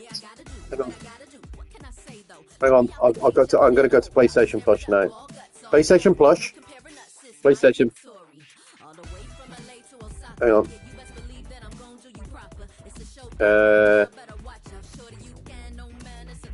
Oh, guys, if you did. Oh shit. If you guys don't own Demon's Souls, I know you all do, but that's available now on the PlayStation Plus, as is Returnal.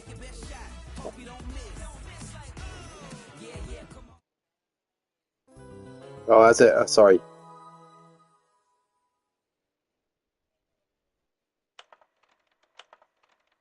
Oh, nice. Fuck me, there's some really. Oh, holy shit! Grand Theft Auto 3! The definitive edition. I fucking love that game.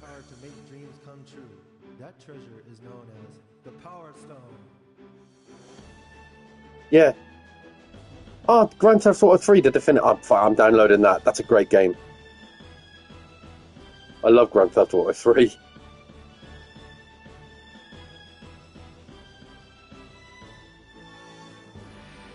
I prefer those games. I prefer the older Grand Theft Autos, to be honest with you. They were more focused. Welcome to Power Stone War.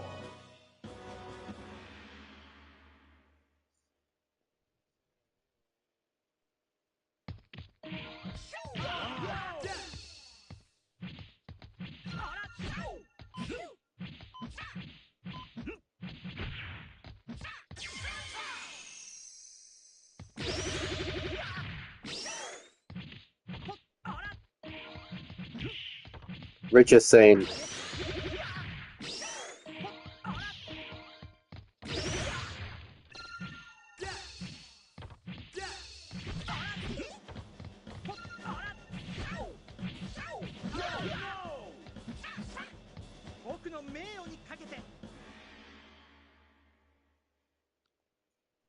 yeah. Yeah.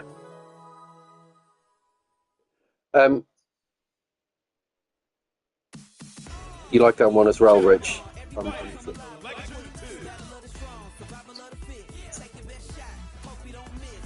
Would you? Do you know? Yeah, that's a.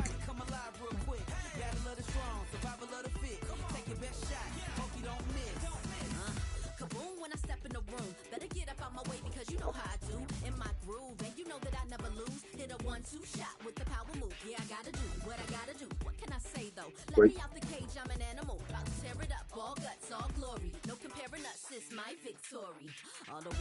You've got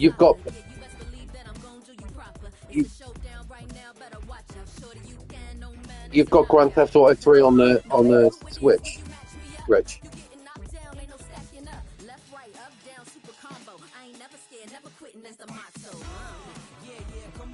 Yeah, it is a great soundtrack. I agree, Rich. Another thing I would do as well, obviously Joe's advice is really good as well. Another thing I would do as well, Jeff, is concentrate on your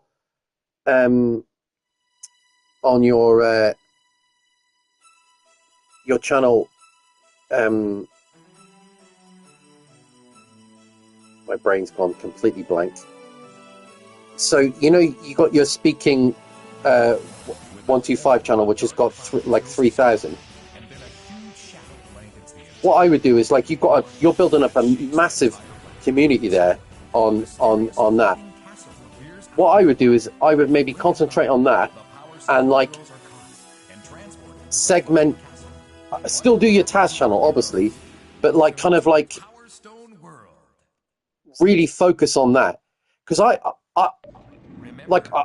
I've been watching that channel grow and grow and grow, and I love your Taz channel as well, obviously, and you get some really good views on specific Tazes on there. Like, for example, what was that one? You got 107,000 views for fucking Undercover Cop.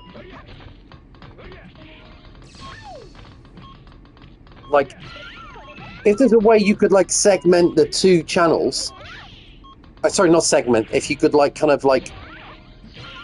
keep the two channels separate as always, because you've got the two different. But I think if you could combine somehow those two things, you could get to 10,000 subscribers really quite quickly, and that's when you could really start thinking about once you get to that 5,000 and then 10,000, then you're really getting into the realms of, all right, now I'm building an actual genuine big community now. It's done, because you're halfway there.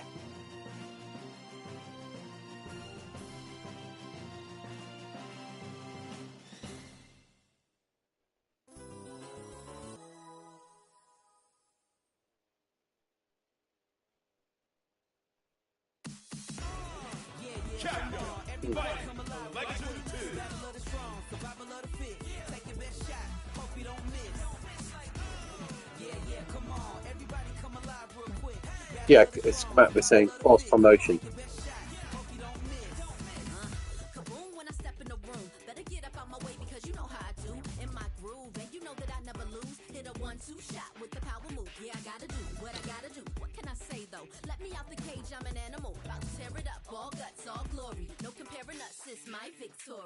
All the way from LA to Osaka, yeah, you best believe that I'm gon' do you proper. It's a showdown right now, better watch out. Shorty, you can, no man, it's a knockout.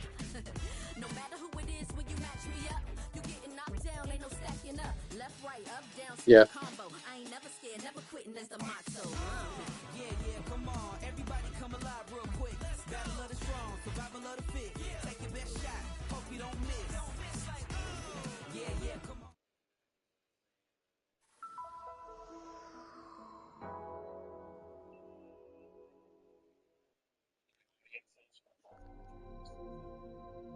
on.1年前、今和のヒョウが全国の高校を襲撃した事件は無事解決し、生徒たちは今では何事もなかったかのようにまた繰り返しの日常へと戻っていった。しかし今また学園に戦慄が走ろうとしている。学園に何が起こったのか。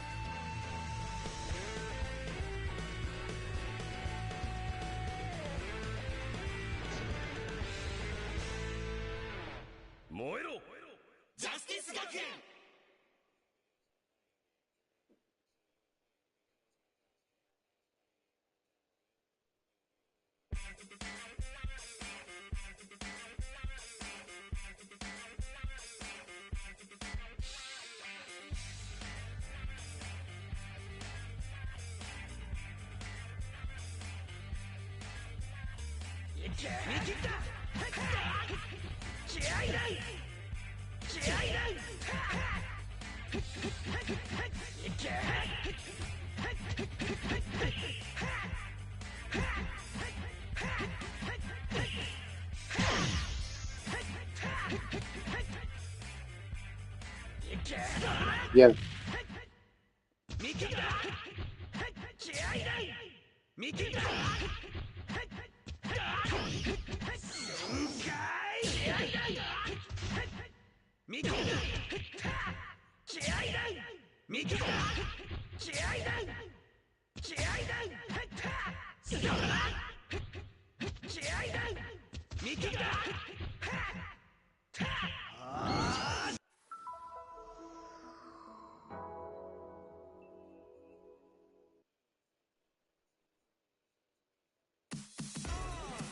Capcom, fighting Livestream 2.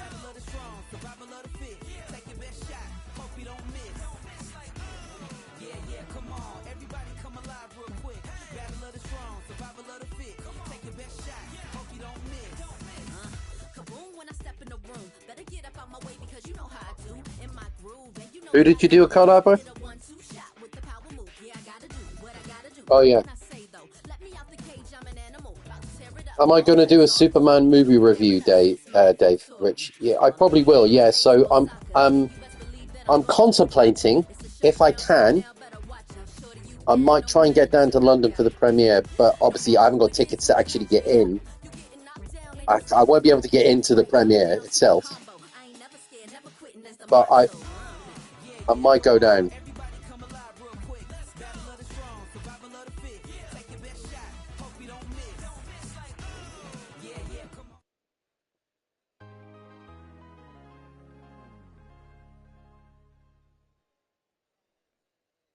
Capcom presents Star Gladiator. Well, are you going to be down? Are you going to be down Leicester Square, Rich? On, I think it's Friday, isn't it? Has spread throughout the world. However, that battle was only a I was going to say, if you are down there, we could meet up. The war begins.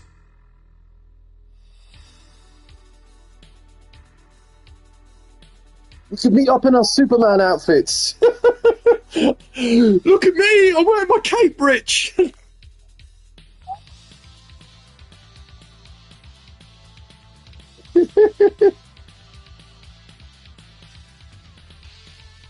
Yeah.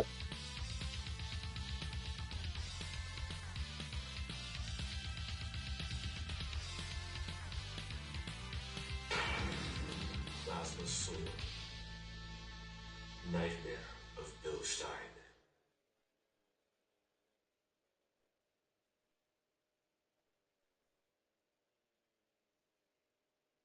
My bowels are bigger than this thing.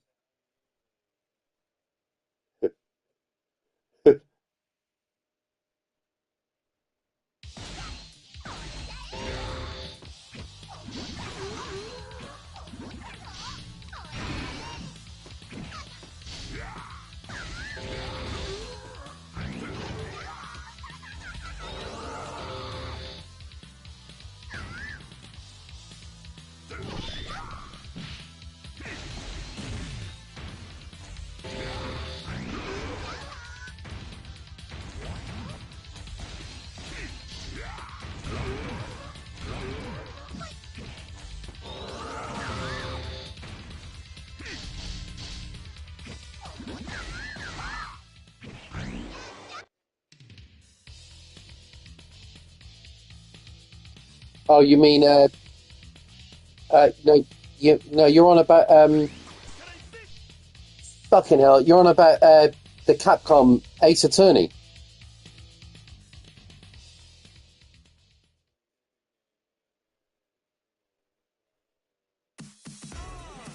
Capcom, fighting Livestream 2.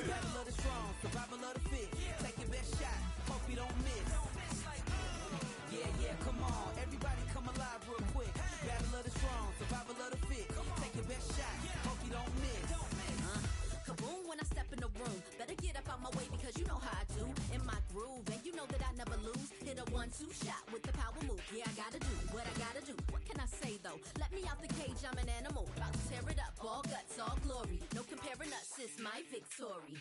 All the way from LA to Osaka. Yeah, you best believe that I'm gon' do you proper. It's a showdown right now, better watch out. Shorty, you can, no man, it's a knockout.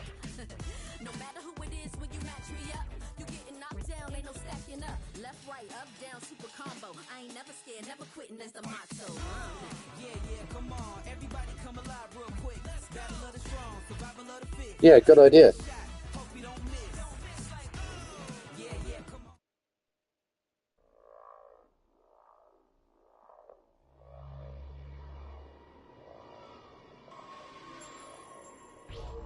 Capcom. I've got an idea of what I would like my channel to do at some point in the future, but it's going to take a lot of preparing, and I need to get cameras for it and everything. But what I would like to do, what date is the premiere? I believe it's Friday, mate.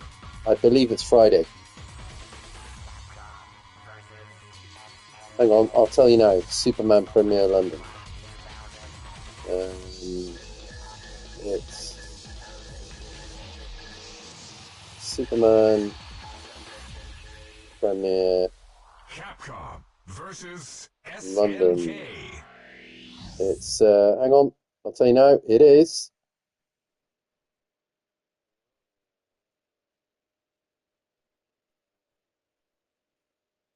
Oh, it's next. Hang on, I got it completely wrong. Wait a minute. What date are we on now? We're on 23rd. It's not until the 2nd of July.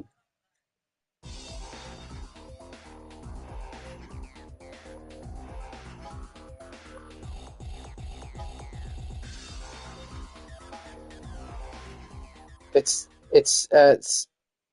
second. Yeah, definitely.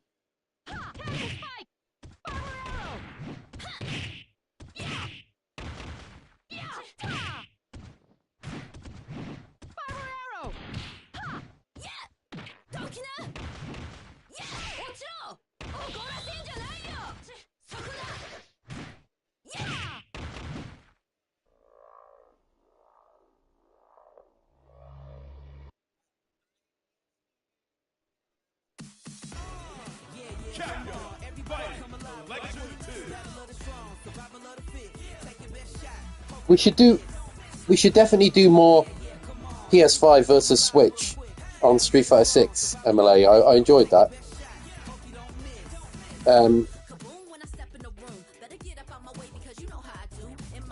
I did enjoy that. I'm gonna upload the matches from the first video that we did, and then I'll upload the second lot of matches on another video, and then we'll do some more at some point in the future.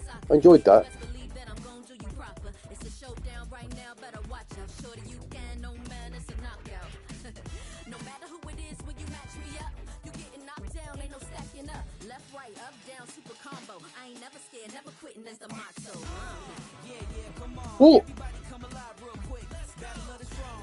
Well, Joe, get a PS5 Slim, because they're going for really cheap now on Amazon. PS5 Slims are there's really good deals on those on Amazon. They're like, yeah, that's it. Yeah, it's digital. Yeah. Okay, MLA. Yeah, get a PS5 Slim. This is the tournament for the new millennium. Well, because there's no different. Look, a PS5 Slim it's the same thing. I mean, look, nobody uses discs anymore anyway. So, I mean, for fuck's sake, you might as well get a digital. Exactly, just get a Slim. You might as well just get a Slim. It's the same thing. I mean, it's. Yeah, well, there you go. Yeah, get a PS5 Slim, because there's some really good deals at the moment on Amazon. Just look around. Go on Amazon, type in PS5 Slim, and just look around and just look for Don't get a second-hand one. Get a first-hand one, and just look around for deals. Look around for deals, because obviously it's different in the United States. But I know they are going for really cheap.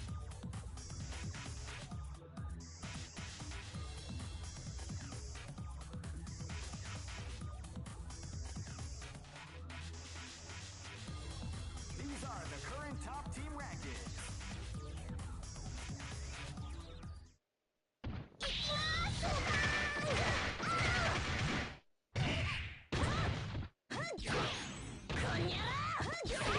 Yeah, I'll definitely download it. What's the name of the game again?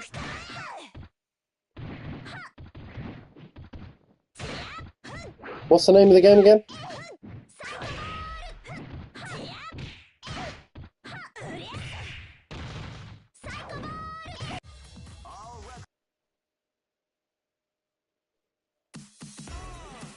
Capcom, fighting Legacy 2. Endless Dungeon.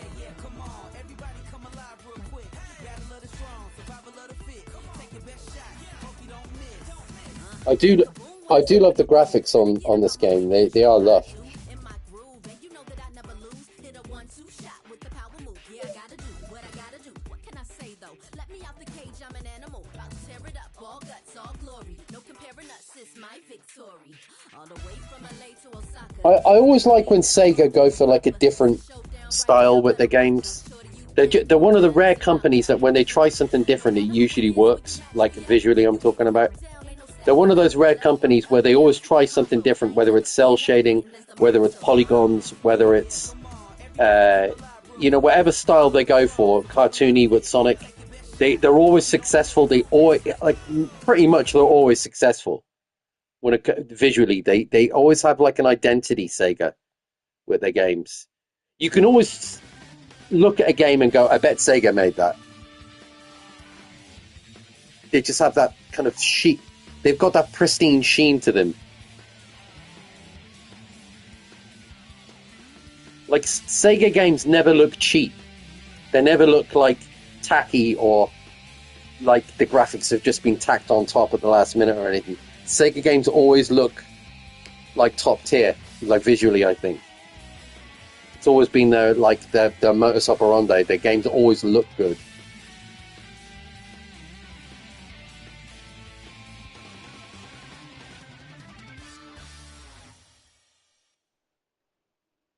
Capcom, fighting Evolution.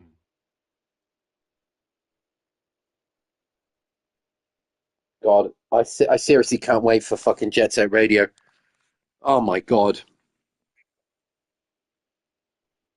Fuck me.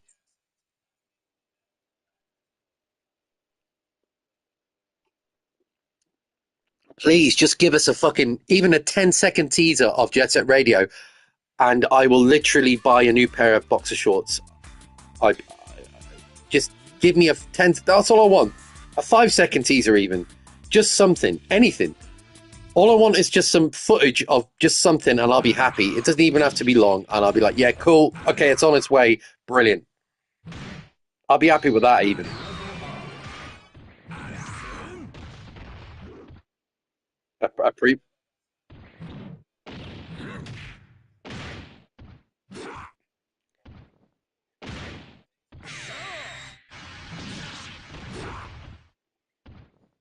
Yeah, and like there's so much.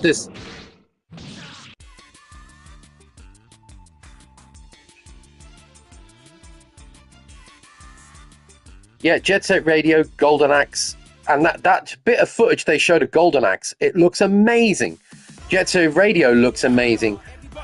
Crazy Taxi looks absolutely fucking phenomenal. Like, oh my God, I just need to see it, please. And Streets of Rage, the new Streets of Rage looks really good. Like, holy shit, just show us.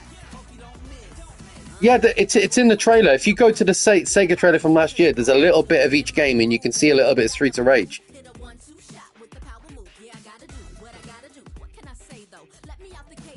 But Golden Axe looks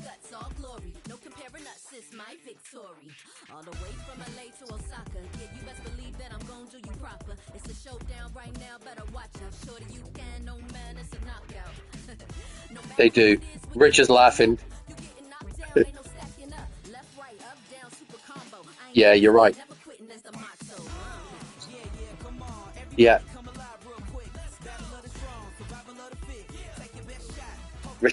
Rich is laughing. Yeah, no. What?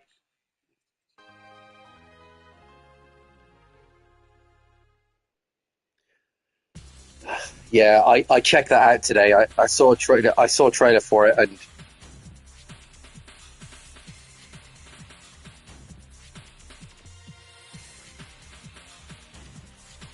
it doesn't seem like a Sonic racing game. It seems like a Sega racing game with guest stars. That's what it seems like.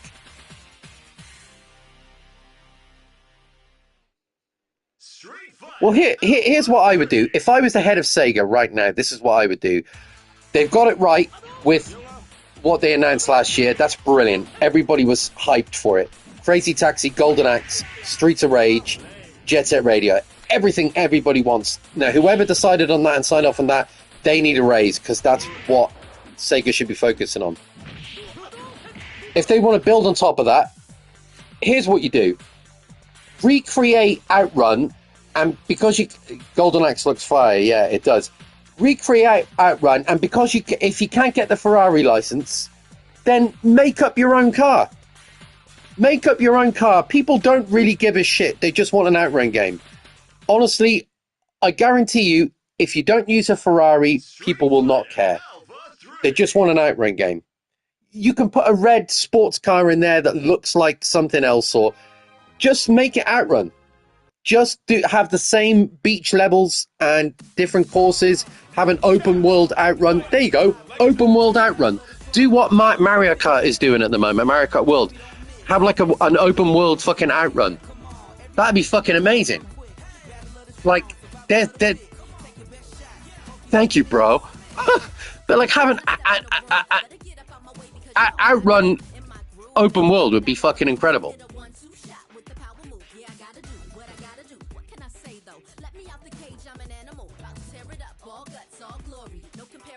Infinite, Outrun Infinite. Yeah, there you go.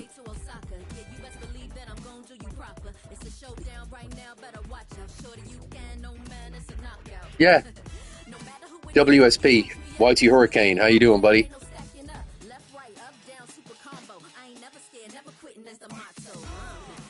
Well.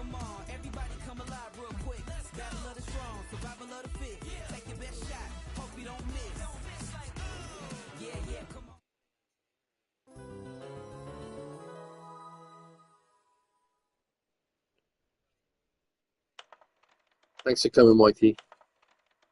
I'm listening to Jeff. Go on. People are strong believers of Yep. superstition and legend. Adventurers seek the world for fortune and glory and a legendary treasure which has the power to make dreams come true. That treasure is known as the Power Stone.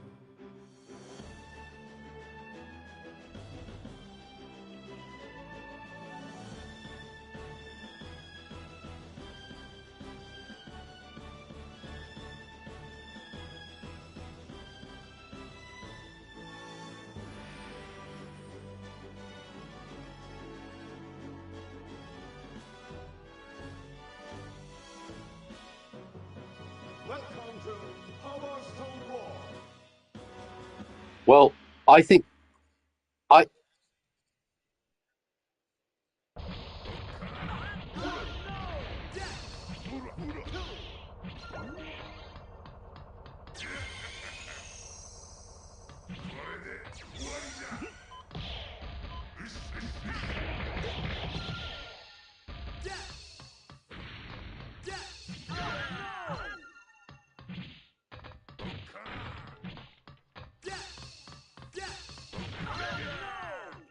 There's strict.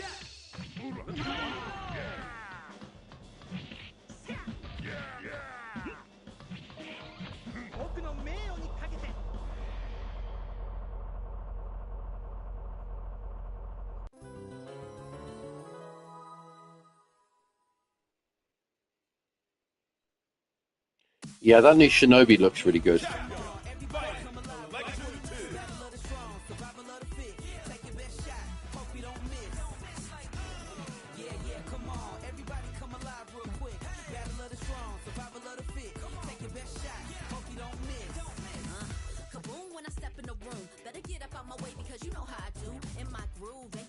You think so?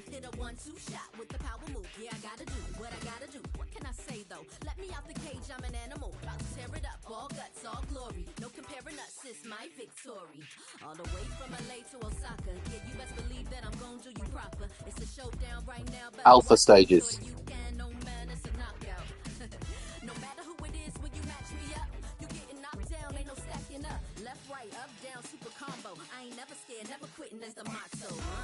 Yeah, come on, everybody come alive real quick. Battle of the strong, survival of the fit. Take your best shot, hope you don't miss. Yeah, come on. It is weird that we haven't heard anything about Golden Axe, Crazy Taxi, Jet Set Radio, Streets of Rage. None of them. It's so fucking weird considering we saw footage of them last year. It doesn't make any sense. Like, not even one of them. It is odd.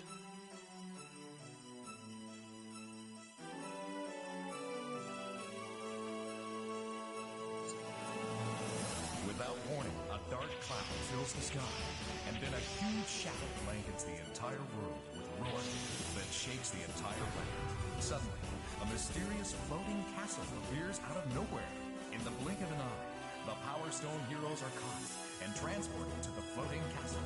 What will happen to our heroes? Welcome to the Power Stone world. What's going on here? I have a very bad feeling about this place. You'd better stay alert.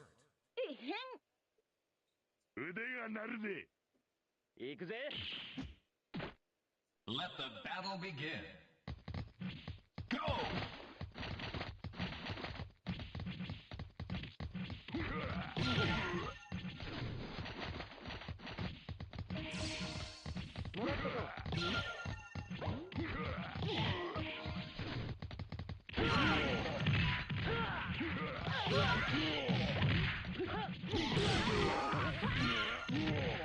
Yeah. Only Joe? So it's 4th of July premiere, Dave. It's no,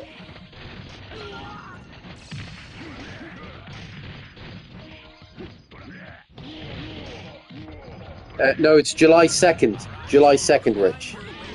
Which is July 2nd is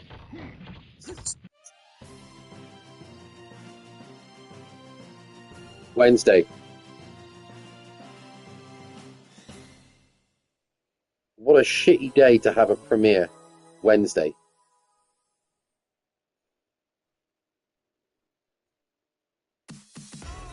Surely it's better off having it on a Friday. Midweek, it's like it's going to be a bit of a nightmare for anybody in London to get anywhere. Midweek in London, MLA will tell you this, and Rich will tell you this as well. It's fucking chaos. Like it's just going to be complete. It's just going to be a nightmare. Leicester Square on midweek is just going to be. Oh my god, that's fucking yeah. The problem is you've got everybody coming in the middle of the week, leaving and throwing from work. They would have been better off doing it on a Saturday in Leicester Square, because the way Leicester Square is built, Rich and MLA will know this. It's basically this very small square, and you've just got this big green in the middle, which is where everybody stands at the premieres in London. And then the stars walk around the square sort of thing. But the problem is that outside of that square, Leicester Square, which is like Oxford Street, the main shopping area and all that, and they're going down to Buckingham Palace and all that, it's completely gridlocked with traffic. So it's going to be absolute chaos. Yeah, it's weird, man. No updates on those games. Yeah. Yeah, Rich is agreeing with you about the games.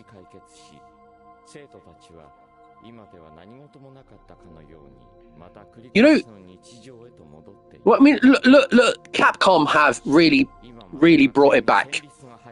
in recent years, you know?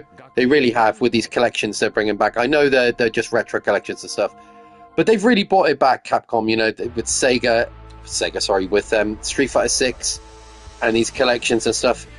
Capcom have really come back, you know, and yeah, there's been a few missteps, obviously, but I would say Capcom are doing a great job as well. You know, I'm very happy with Capcom.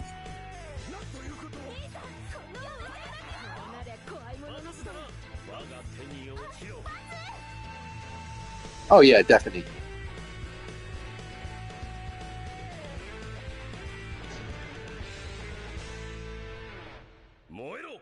Yeah.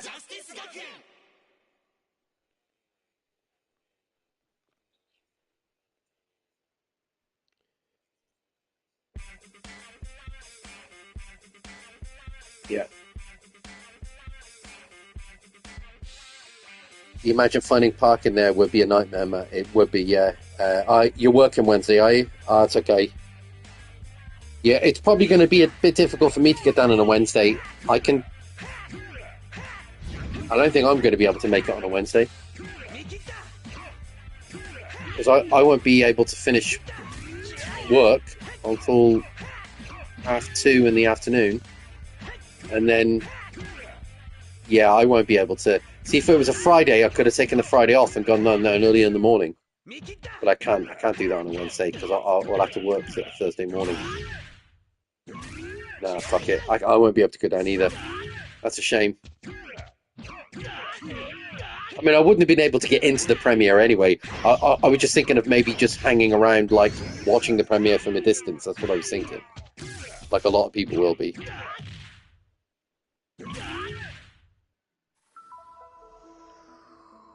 And shouting like a little fanboy, Superman!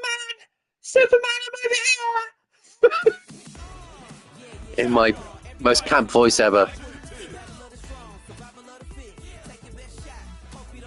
Superman, I love you!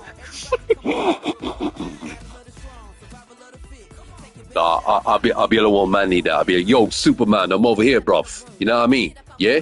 Yeah, Chich. I'll be more like that, Rich, you know what I mean?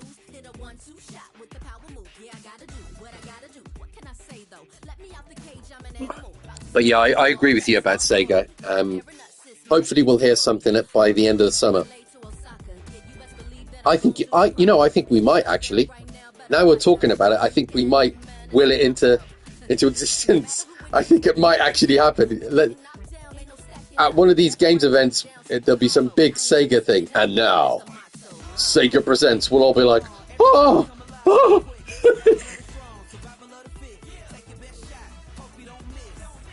Yeah.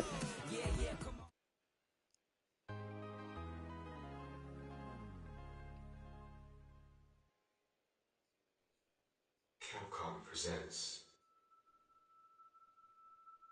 Star Gladiator Episode 2. 1 year has passed. Also, on a side note, Capcom, if you do not put Star Gladiator 1 and Rival Schools on the next collection, and I know they're the same games, I know that, but if they don't put those on the other collections, just my OCD will do my pissing head in, because I like to have my collections full with the complete games. Like, I know they're the same games. Oh, yeah, there you go. Yeah. Yeah. I know, but I still want it on there. Just, I mean, I own Rival Schools on my RGX 35 handheld thing, so I've got Rival Schools on there, but I want to have it officially on the collection. Nightmare of Bill Stein. And please, Capcom, I know you're not listening to my channel, but please, Rich is laughing. Please put the EX games on there. Please put Street Fighter EX one. Yeah, please get in contact with Erika and sort it out. Do anything. Exactly. As in the words of Kevin Smith, whose fucking dick do I have to suck to get this done?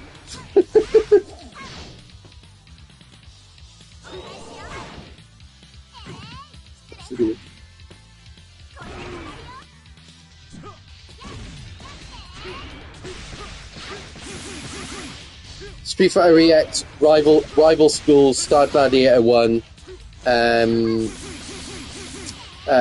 think that'll be it, probably, for Capcom Fighting Collection 3. It's got to be the EX games. It has to be. What else can it be? What else can it be?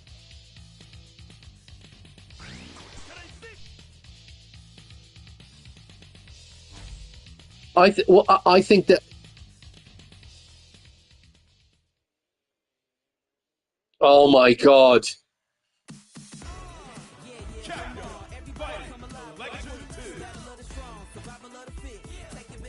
Okay, so we both said something now. I think it's going to be.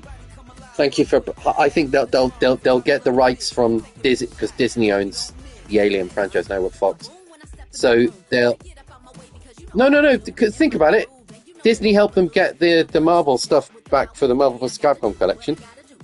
So there's a chance now that even Maximilian dude said that in one of his things. He said there's more of a chance we'll get Alien vs. Predator now, because obviously Disney owns the Fox properties. So yeah, so look, maybe for the third collection we'll get the EX games 1, 2, and 3. We'll get Rival Schools, we'll get Star Gladiator, and we'll have Alien vs. Predator. Alien vs. Predator and Cadillacs and dinosaurs.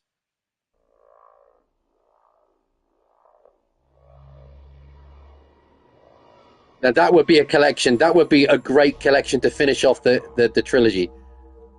The Cornetto trilogy. That would be amazing.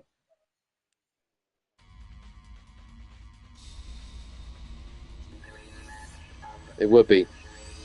But Alien vs. Predator, if we can get Alien vs. Predator, oh my god, that game's amazing. I agree with you. I would buy Alien vs. Predator on its own. I would. If that was on the store and it cost... I tell you what, if they were charging 30 quid... If they were charging 30 quid just for Alien vs. Predator, I'd buy it. I'd fucking buy it. I know they wouldn't do that. Capcom wouldn't do that, but... They wouldn't charge 30 quid for it. I know they wouldn't, because they're actually really good with their prices. No, they won't. Let's be honest. Capcom have been really good with their prices. They have. These collections have been very, very good prices. Considering games are so expensive now, the collections have been fantastic value for money. So you got to give Capcom their due. They've actually been bringing the prices down for games when everybody's been bringing them up. So I've got to give Capcom their due. And another company that's been doing that has been SNK, because Fatal Fury was only 50 quid. You know, that's very good value for money. I know it hasn't sold that well, but that's great value for money. So you got to give Capcom and SNK their due.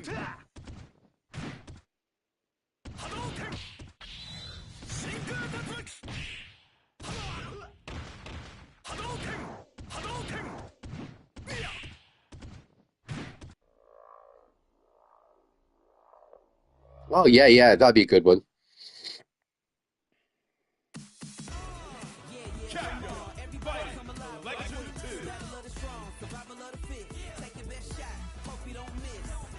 Yeah, that'd be good. Tech Romancer, yeah. Yeah, because Tech Romancer's never really got the official commercial love that it deserves.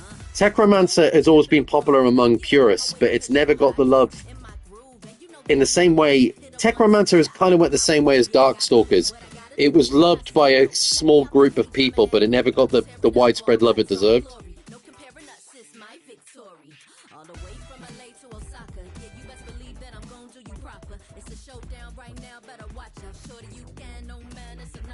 Oh, Ginger Fox, how you doing? How you doing, Ginger Fox? Sorry, I didn't see you there. Bless you.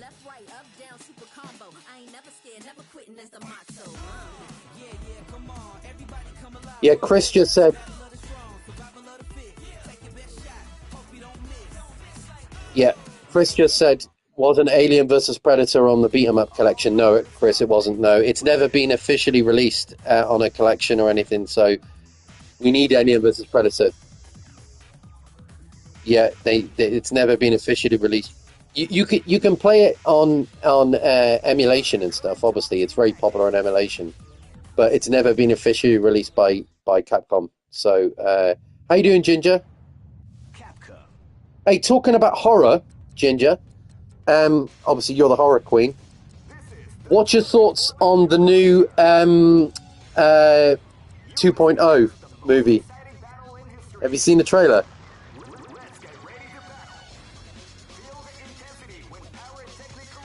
Yeah, it looks that film looks so. Yeah, it's kind of gone. It's gone from the first one, which was actually scary, and it's almost like they're trying to turn it into a Marvel movie now. This second one, like where she's going up against. It's like they're trying to turn it into like a multiverse or something. Capcom versus SNK2. Yeah. Mark of the Millennium 2001. Yeah. It.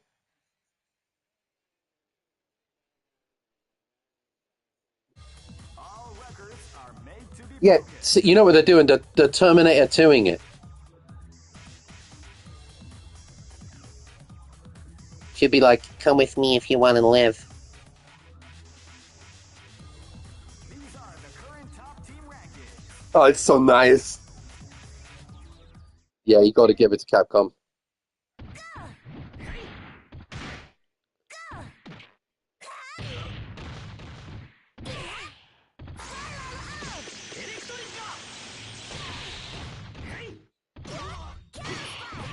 I think, you know what? I think they will do. I have a funny feeling we're not going to get a Capcom Fighting Collection 3. I think we're going to get a beat 'em up bundle too.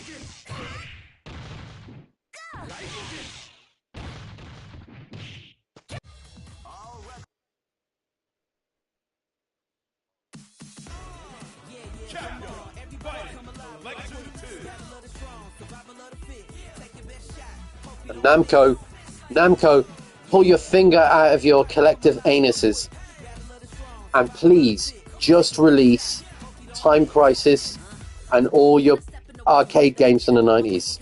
Please, Namco, just do that. Just release Time Crisis and all your great games, all your great arcade games. Hello, Emily. I think I welcome back, darling.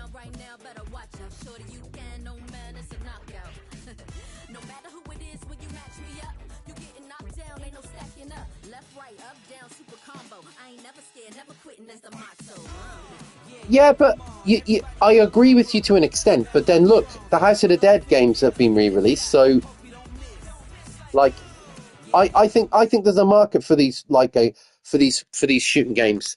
I agree with you. It doesn't work half as well without a CRTV and having the actual gun. I totally agree with you.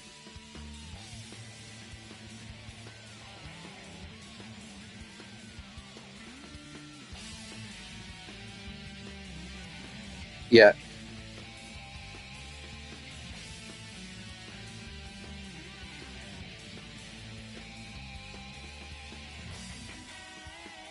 We're talking about Sega, and then we were talking about the Capcom Collection 3, whether they're going to put the EX games on there, and whether they're going to re-release Alien versus Predator.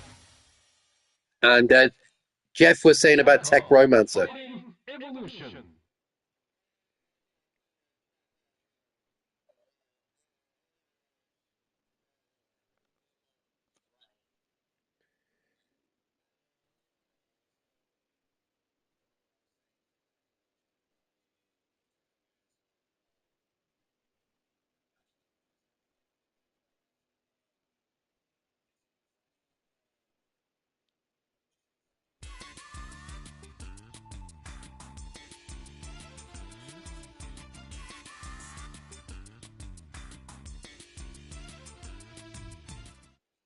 Yeah, definitely. That's pretty much the collection I was talking about. Yeah. No, that's Sega.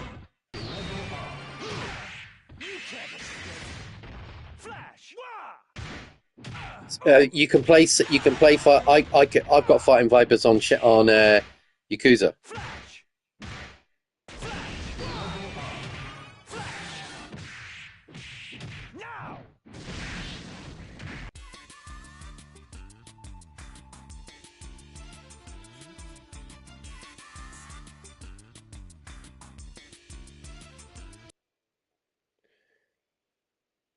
Yeah, I agree. Chris said a movie where horror villains becomes good guys. Been there since Puppet Masters 4 and 5, and also Texas Chainsaw 3D.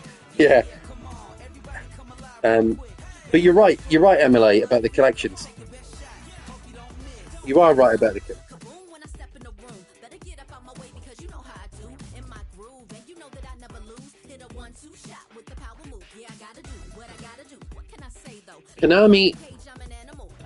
Konami made me happy when they released that Turtles collection, because I love that Turtles collection.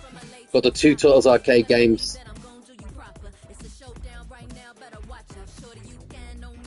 Yeah.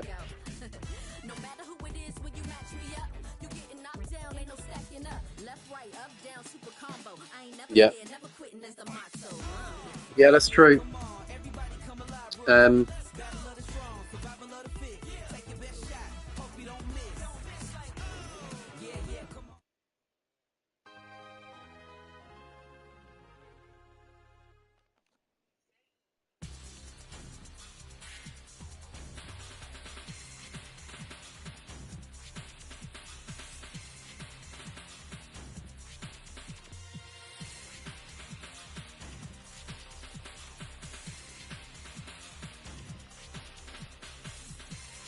Yeah, I agree with you, MLA. All the collections that Sega could bring out, like Power Drift, they could re-release Power Drift, which is I've got that on the 3DS. Power Drift is one of the greatest Sega racing games ever made. It's brilliant, and it was one of the last ones where they did sprite scaling. It was like one of the best examples of sprite scaling before they moved on to 3D. In fact, I think it came out the year before they started developing Virtua Racing, and it was like one of the last. Oh no, the last Sega sprite scaling game was the one with Sonic when he's in. They got the Sonic plushie in the dashboard. What's it called?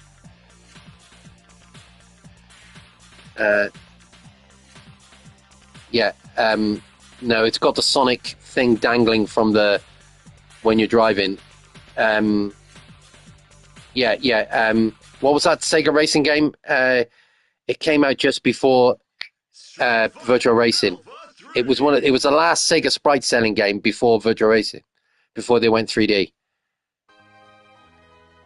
Rad, that's it. Rad Mobile, that's it. That was the first ever appearance of Sonic the Hedgehog. That was Sonic the Hedgehog's first appearance, wasn't it, Jeff? That was where they said.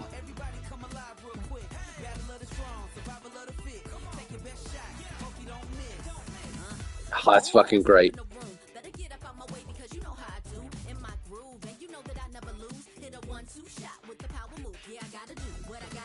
I am, yeah. No, I'm just talking, and I'm letting the demo run in the background.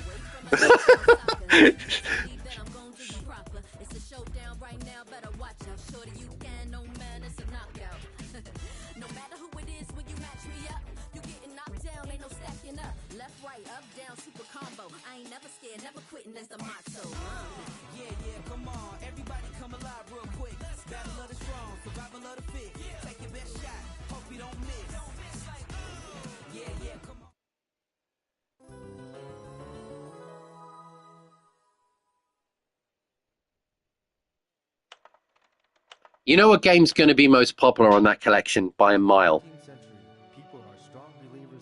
Mortal Kombat 3, 100%. Ultimate Mortal Kombat 3, the ultimate version. Listen, I'm only buying it for 2. I'm only buying it for Mortal because Mortal Kombat 2 is my favorite, especially the Super Nintendo version, the arcade version and the Super Nintendo version. But you just know that the one game that is going to be played more than anything on that collection will be Ultimate Mortal Kombat 3. That's going to be, I guarantee you, online, that will take up 99% of that collection of people online. When you go online, I guarantee it will be difficult to find anybody on any other game other than Ultimate Mortal Kombat 3. Because let's be fair, in terms of like characters and stuff, it's the one game that everybody be playing.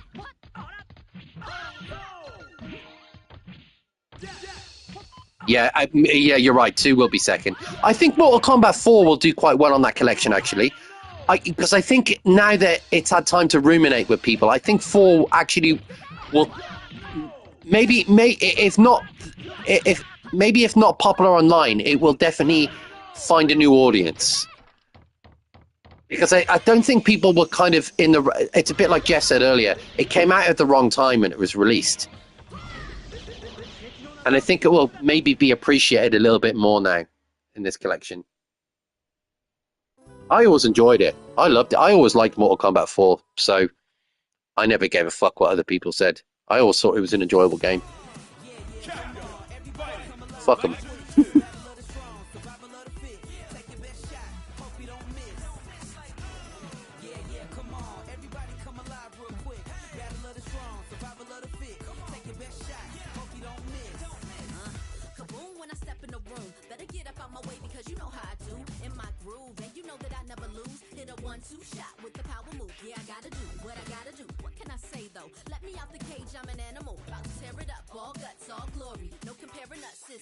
Sub-Zero, yeah.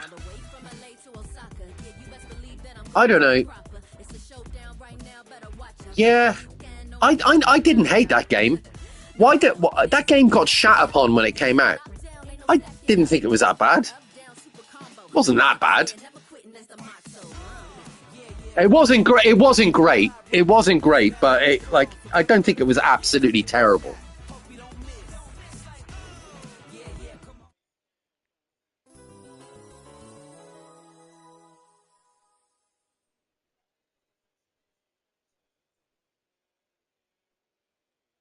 I don't think I've ever tried. Got to go. I'll take. God bless. Oh, it's the. I'll do it now. Actually, Dad, hang on. It's the grass. Hang on.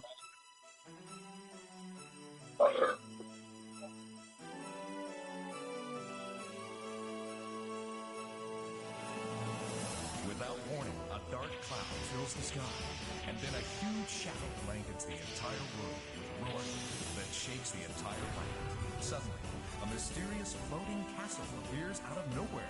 In the blink of an eye, the Power Stone heroes are caught and transported to the floating castle. What will happen to our heroes? Welcome to the Power Stone world. What's going on here? You'd better watch out for traps. よっしゃ用意はいいですか？さあ、いつでもいいよ。怪我をしたいようだな Let the battle begin. Go!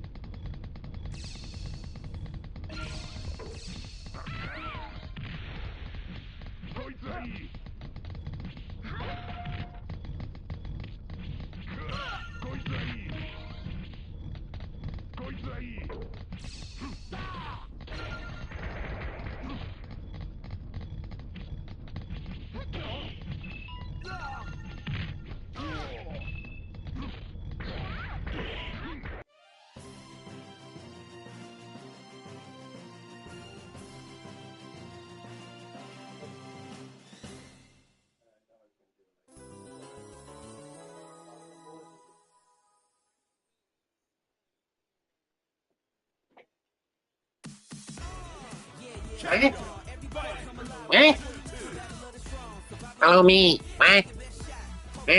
Right, guys, I'm going to end the stream now. Thank you, everybody, for being here and watching the demo while we chatted away. Stopped playing games about 45 minutes ago. Stop bugging about. All right. Yeah. Massive shout out to the guys here in the chat. Speaking 125. What's up? And Joe Show. UYT. And my boy MLA Gamer 4K. Yo. And obviously Chris Harris and Rich Franklin and Matt Berg. I know you've gone now. And Ginger, Fox the Horror Queen.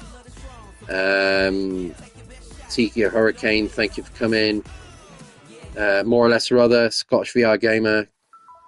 BGP, I know you're all gone now, but thanks anyway. Right. I will say adieu. And yeah, thanks for tuning in, guys. And until next time, peace out.